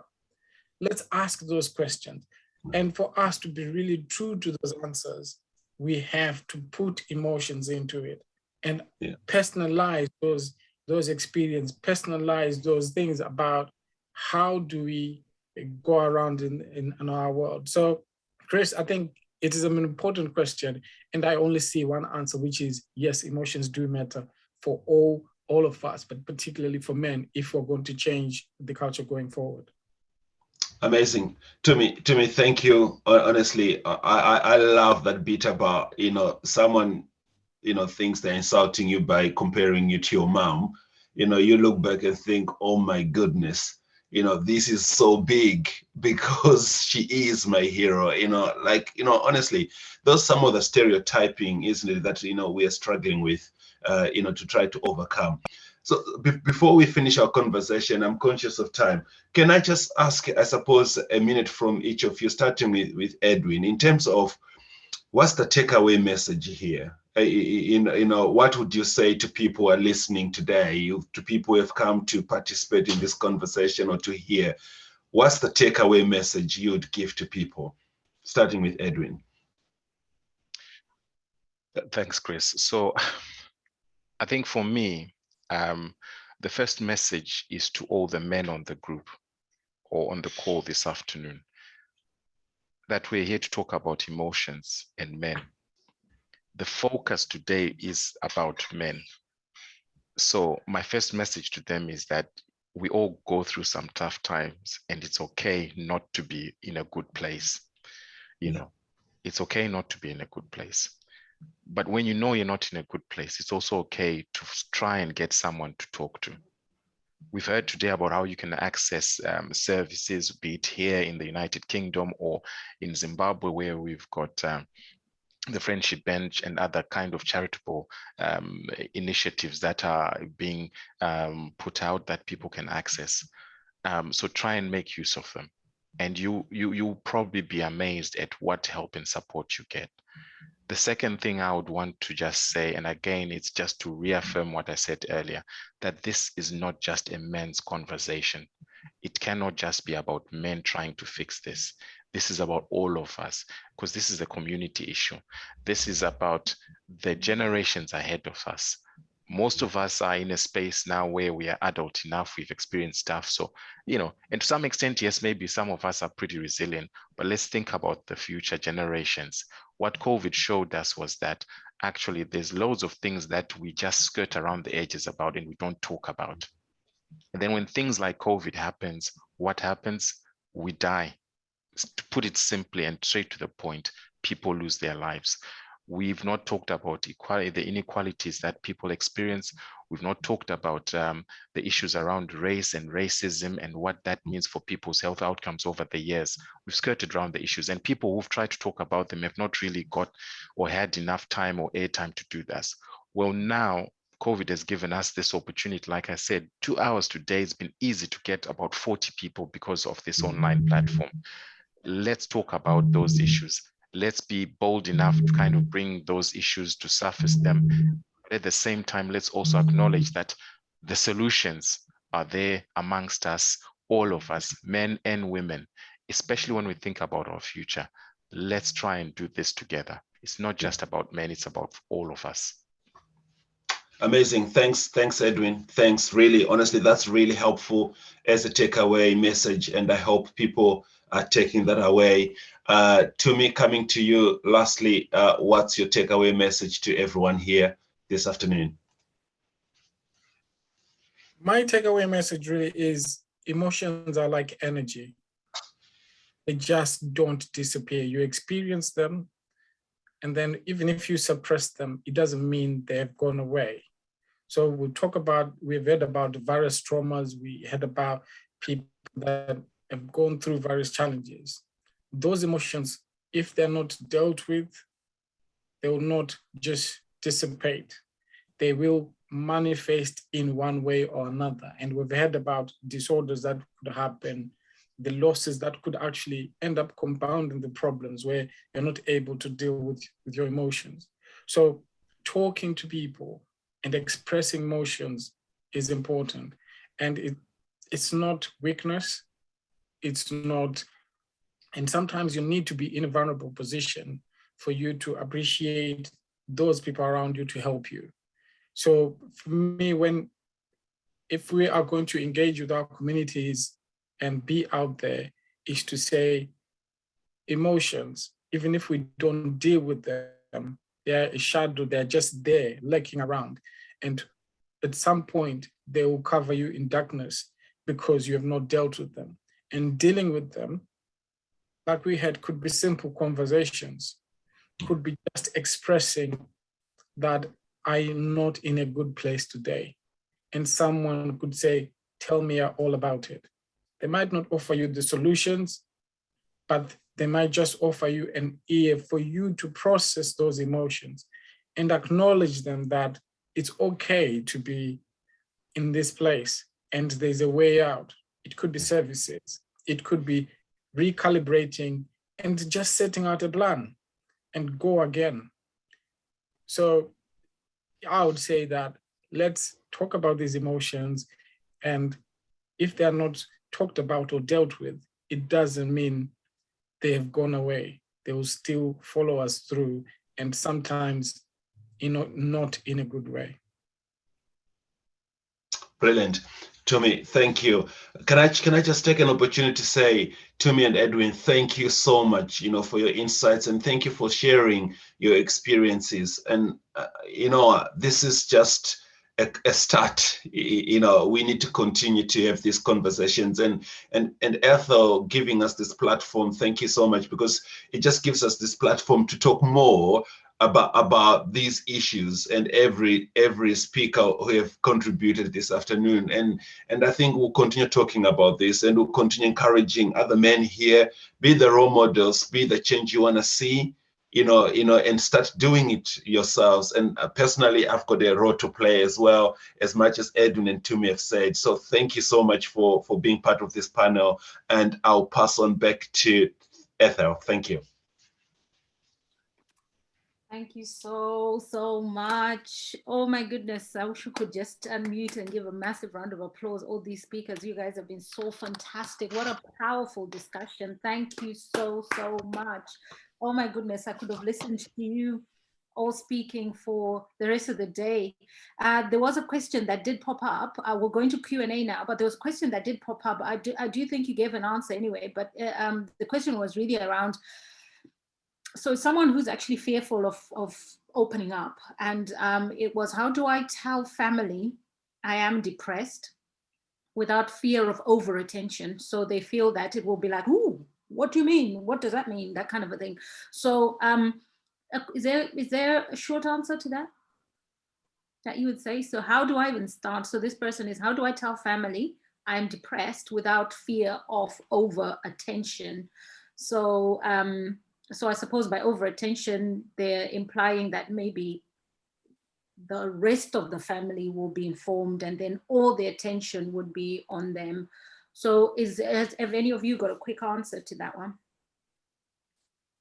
Or a short answer rather? I mean, I can come in. I think there are no hard and fast rules. I think a lot of it comes into trust. So for me, because my family relationships were so broken, there are some people I talk to, but actually it's my assembled family, but always it's about trust. Mm-hmm. And actually conversations that are adjacent. So you might not want to go in with, oh, I'm depressed, but you might want to tell something which has a lower, if they react badly or they go and tell your tales that actually didn't cost you so much. Mm-hmm. So you have to kind of give a little bit, because otherwise, you know, you're not engaging in the conversation. But, you know, I think actually, you know, step by step and working out who you can trust and yeah, but there are no cut and dried fast rules. Yeah. It is a hard one. It's about where to make that start. And I like what you said, you know, start with something that's easier to kind of gently, you know, land the conversation in there. So thanks for that. So Steve, I know you had a couple of questions that you were going to come back to. And I don't know if you're ready with your, do you remember what they were? I think it was about what are the key things that you feel, let me just pull that question up. So what are the three main challenges that are needed for our current mental health services to bring through men? I think partly it's been covered by the discussion that we've had. I think that, I mean, you know, Edwin and Tumi, that was a brilliant conversation, which I think is so much at the core of this. I think there's always that balance between almost what's that personal responsibility, and it links to the other question, which was what's the tipping point?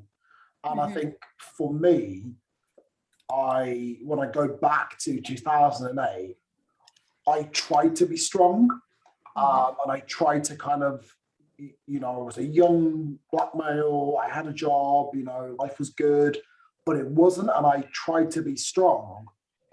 It was at the point where I knew if I didn't do something bad was going to happen. I wasn't sleeping, I wasn't eating, I was in this perpetual kind of downward spiral. I think that what happens when people go to their GP or go to seek help needs to change for men in particular, but also on a cultural basis that actually, and I said this, sometimes you haven't got the language. So actually, if you know you're going through depression, you go and tell someone, say, I'm depressed, that translates. But if you go, actually, I can't get these images out of my head, or I've got a feeling internally, and you know, they treat it as a physical, actually, when it's the mental manifesting, that doesn't translate. But I think that, you know, Edwin and Tumi spoke so beautifully about we can do something as a community to normalize emotions. And I think that comparison of, you like going to the football, you get into that, but then don't talk about things, you know, that's got to change. Fabulous. Thank you very much, Steve, for that. We had some other questions, which I am going to just field through before we call this a wrap, because time has gone. Just take this one more question. it's really around medication and side effects, but let me just pull that up very quickly. If I can get the psychiatrist to talk through Dr. Itai. And we've got Dr. Appio as well. So profound side effects of antipsychotics have discouraged some mental health patients, dropped out of prescribed treatment plan. How can we deal with this setback without necessarily reducing the dosage? I suppose this is usually a kind of individual conversation. So the choice of antipsychotic medication is based around, the symptoms that the person is experiencing, the degree of the condition, the best kind of treatment modality. So one of the things that we psychiatrists worry about is if you prescribe something for someone, whilst they're in a sort of a hospital environment and they're being supported by nursing staff and a multi-professional team and monitored to take it, what happens when, they leave? Sometimes they forget, sometimes, they don't feel like taking that medication. So one really has to be careful about what the medication is. So some medications, particularly the first generation ones, will come with various side effects. The interesting thing, though, is that some of the first generation antipsychotics, although they have got a sort of what we call extrapyramidal side effects, or side effects which are around movement disorders and shakes and drooling, etc. They're a lot kinder to the physical health of the individual in terms of some of the newer things that we see, like the development of diabetes and weight gain and heart problems, which are associated with a newer generation of side effects. So I think that question really depends on the individual and what the side effects are. You've got a number of choices. You can move from one side antipsychotic to another based on what the person is experiencing. You can reduce the dose if you feel that the symptoms will be adequately managed by that. But usually when you're reducing the dose, you want to do it in an environment where you can closely monitor the patient. But the best thing I find in my own clinical practice is having that therapeutic alliance with the patient, because if the patient feels that they can talk to you and they can explain to you, and there can be a degree of negotiation about dosages and that sort of thing, they're more likely to become concordant to the medication that you're prescribing for them. And then you can also look at alternative options. Medication, even for psychosis, it's not always the only option you've got. These days there is CBT for psychosis. There are other approaches that one can use to kind of give the patient a good quality of life. So that's what I'd say about that one. If I may, Ethel, and I'm sorry if I'm taking liberties here, I just wanted to touch on that question around people feeling worried about talking about things like depression. And what I found is that in my own experience, when I have been feeling really, really down, and I've actually shared it with family and friends, had I not, I fear that the outcome might have been worse for me. So that's my own experience. But what that also did was to give a lot of people permission to talk about themselves when they're struggling. So suddenly people don't feel like mental health is a kind of stigmatizing thing. We all go through emotional states where things are not quite right. We all go through traumatic events. And when those things happen and we talk about it and we have got support around us, that actually helps us to overcome and get through those things. When you look at the people who do take that really difficult choice to end their lives, it's that feeling of being trapped and not being able to talk to anyone and not being able to see the light at the end of the tunnel that causes them to take that really, really difficult step. So what I would encourage everyone who's on the call is to just try and fight stigma wherever you see it, because that is the one limitation for people coming forward and seeking help. Awesome answers there. Thank you so much, Dr. Itai. And I do know, yes, as you've said there, if it starts with us, really, isn't it? Just making it okay to talk about how we're feeling and making people comfortable to just have that conversation. So that's truly amazing. Thank you so much for that response. I do know that Dr. Appio is also on the call. Dr. Appio, is there anything in addition that you wanted to add to what Dr. Matumbike said? Or it's roughly? Yeah, thanks, Ethel. You made quite the clear points around the choice of medications and alternatives, but something else I probably felt we should mention is the possibility of other interactions and substances, lifestyles that people could be engaging in, and alcohol or other, such like, and cannabis, things maintain or making it harder for them to recover, and you're increasing the dose of the medication more than you probably should. Mm-hmm. So it's probably useful to tease out any other substance involved, so you can actually reduce the dose of the medication and don't have to use high dose of antipsychotics, which causes more side effects and all that.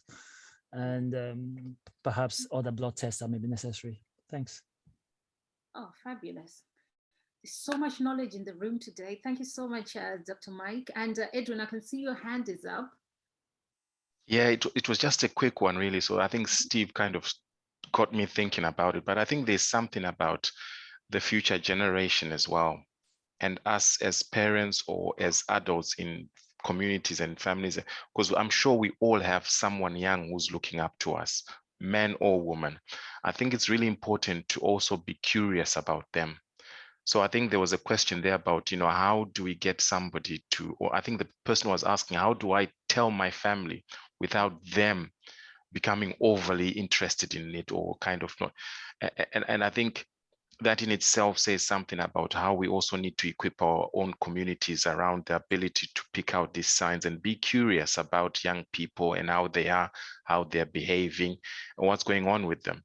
I think, as we've said repeatedly, the last 18 months has shown us that there's a lot of stuff that's going on in people's lives, and sometimes we just miss that. And I think finally for me, it's just the thing about Ubuntu, isn't it? You are because I am, It can't be a true saying if we are not actually living and emulating it, not just in terms of our professional lives, but in our personal lives as well. And that starts off with us just looking out for one another and being attentive to each other and what's going on with each other. Because sometimes it just takes a moment for me picking up a phone and saying, Ethel, you've been very quiet the last 3 weeks. It's very unlike you. What's going on? And sometimes that's the catalyst that people need to open up and start talking about it, and through that maybe get the appropriate help they need. Exactly. Thank you so much. Very well said there. Thanks very much, Edwin. Steve, I can see your hands up. Yeah, it was I think somebody mentioned it earlier, that therapeutic alliance. I think that for me, I bring into that family and everything into that shared space. And I think that one of the most important things for me, and I'm so careful when I share my story, is that there is no right or wrong. I've always taken my medication. Mm-hmm. I've got friends who've got very similar illnesses, and they take the medication for a while and then they don't take it. And we're very honest about the fact that life would probably be more stable if they chose to continue to take it. But for them, the side effects are outweighing, everything else and around kind of substances and alcohol. And, I cut out pretty much all alcohol. But for some people, I know that despite all the help that they've had and all of the work they've done, that actually part of the way that they need to survive might be to drinking probably more than is advisable or something. And, you know, that's sometimes very difficult when you're trying to care and support for that person. But I think, you know, we have to see that, you know, life with serious mental illness in particular is so tough. It costs you a lot. It costs the people around you. And it's a continual learning process. So there are things that I do today that might not be very helpful, but I haven't yet found the strength to do anything different.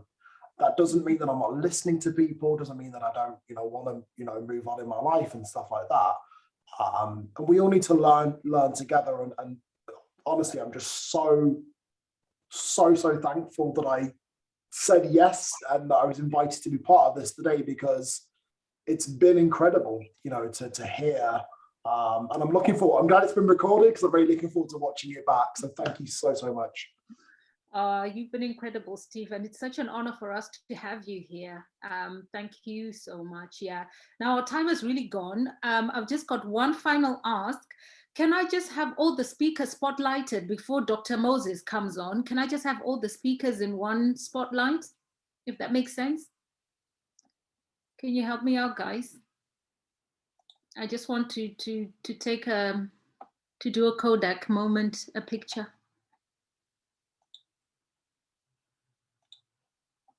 Thank you. Can you help me, guys?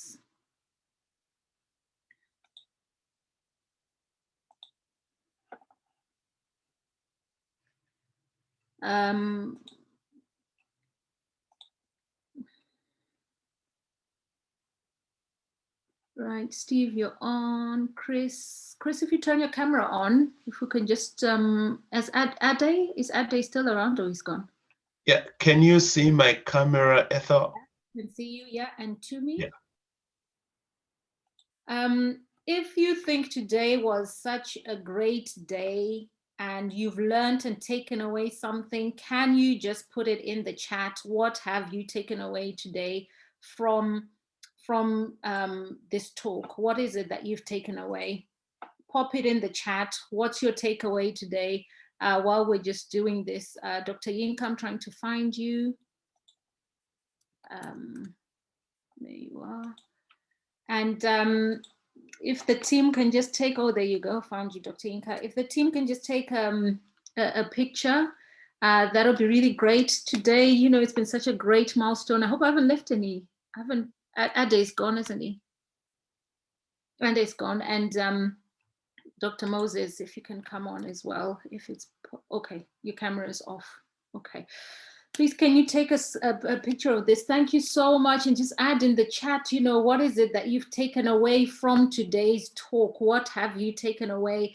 And, you know, I just can't thank these speakers enough.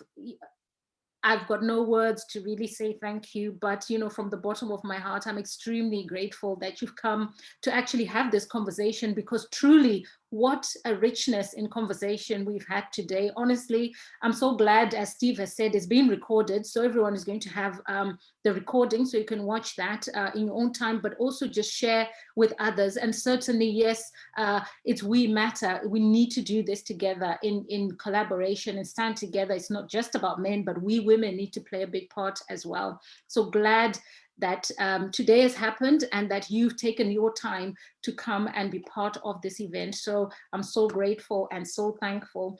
Dr. Moses, I know that you are going to share some final, oh, you're on the camera now. Sorry, I need to just get Dr. Moses added onto this. Team, if we can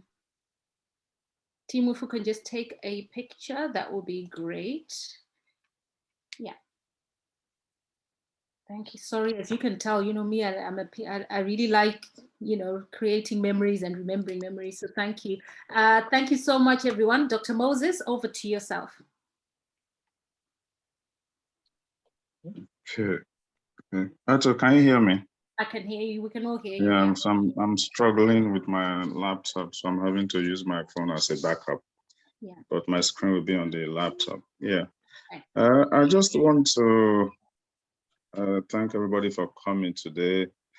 I think it's been a wonderful session for me as a non-expert in the midst of the experts. It's always a difficult one to try to summarize, but I always do the best I can. Because I'm not an expert, I think I'm a bit more objective in my outlook and the way things are. But I think today has been wonderful. You probably appreciate that we were struggling with time, and Edwin put it rightly. If you were going to do a conference like this, it'd probably be a whole day event or even a number of days. You know, I saw Dr. Appio was really having to run through the slides, and hopefully he will make the slides available. But I just want to share some thoughts that I think we can take away. I listened to Dr. Appio highlight some of the challenges and the obstacles. And I was interested to know that the first thing is that we needed to recognize the challenges and then find a way around them. And one quick key question that I think he has thrown to us is whether the challenges should be left to the formal sector, that is the government, or complemented by efforts of the informal sector like he matters is attempting to do. It was quite, again, very, for me, reassuring to hear Steve talk about his lived experience about bipolar disorder, which I think might have been triggered by his background. But one thing to note is that mental health disorder, she's not supposed to be a stigma, which is one of the things that he matters is all about, and that it can be managed, but to know that it may not go away. Yeah, my phone again. Ade talked about the need for access to mental health and advised that men should seek either formal health services or network of friends. You know, and one of the things that we grapple with at eMatters is why Black men don't want to access mental health support and how we can tackle the stigma that seems to surround mental health. And hopefully the men who've been here today would have been reassured that mental health is not necessarily the invention of the white man. All of us do have our ups and downs that could be triggered by different circumstances.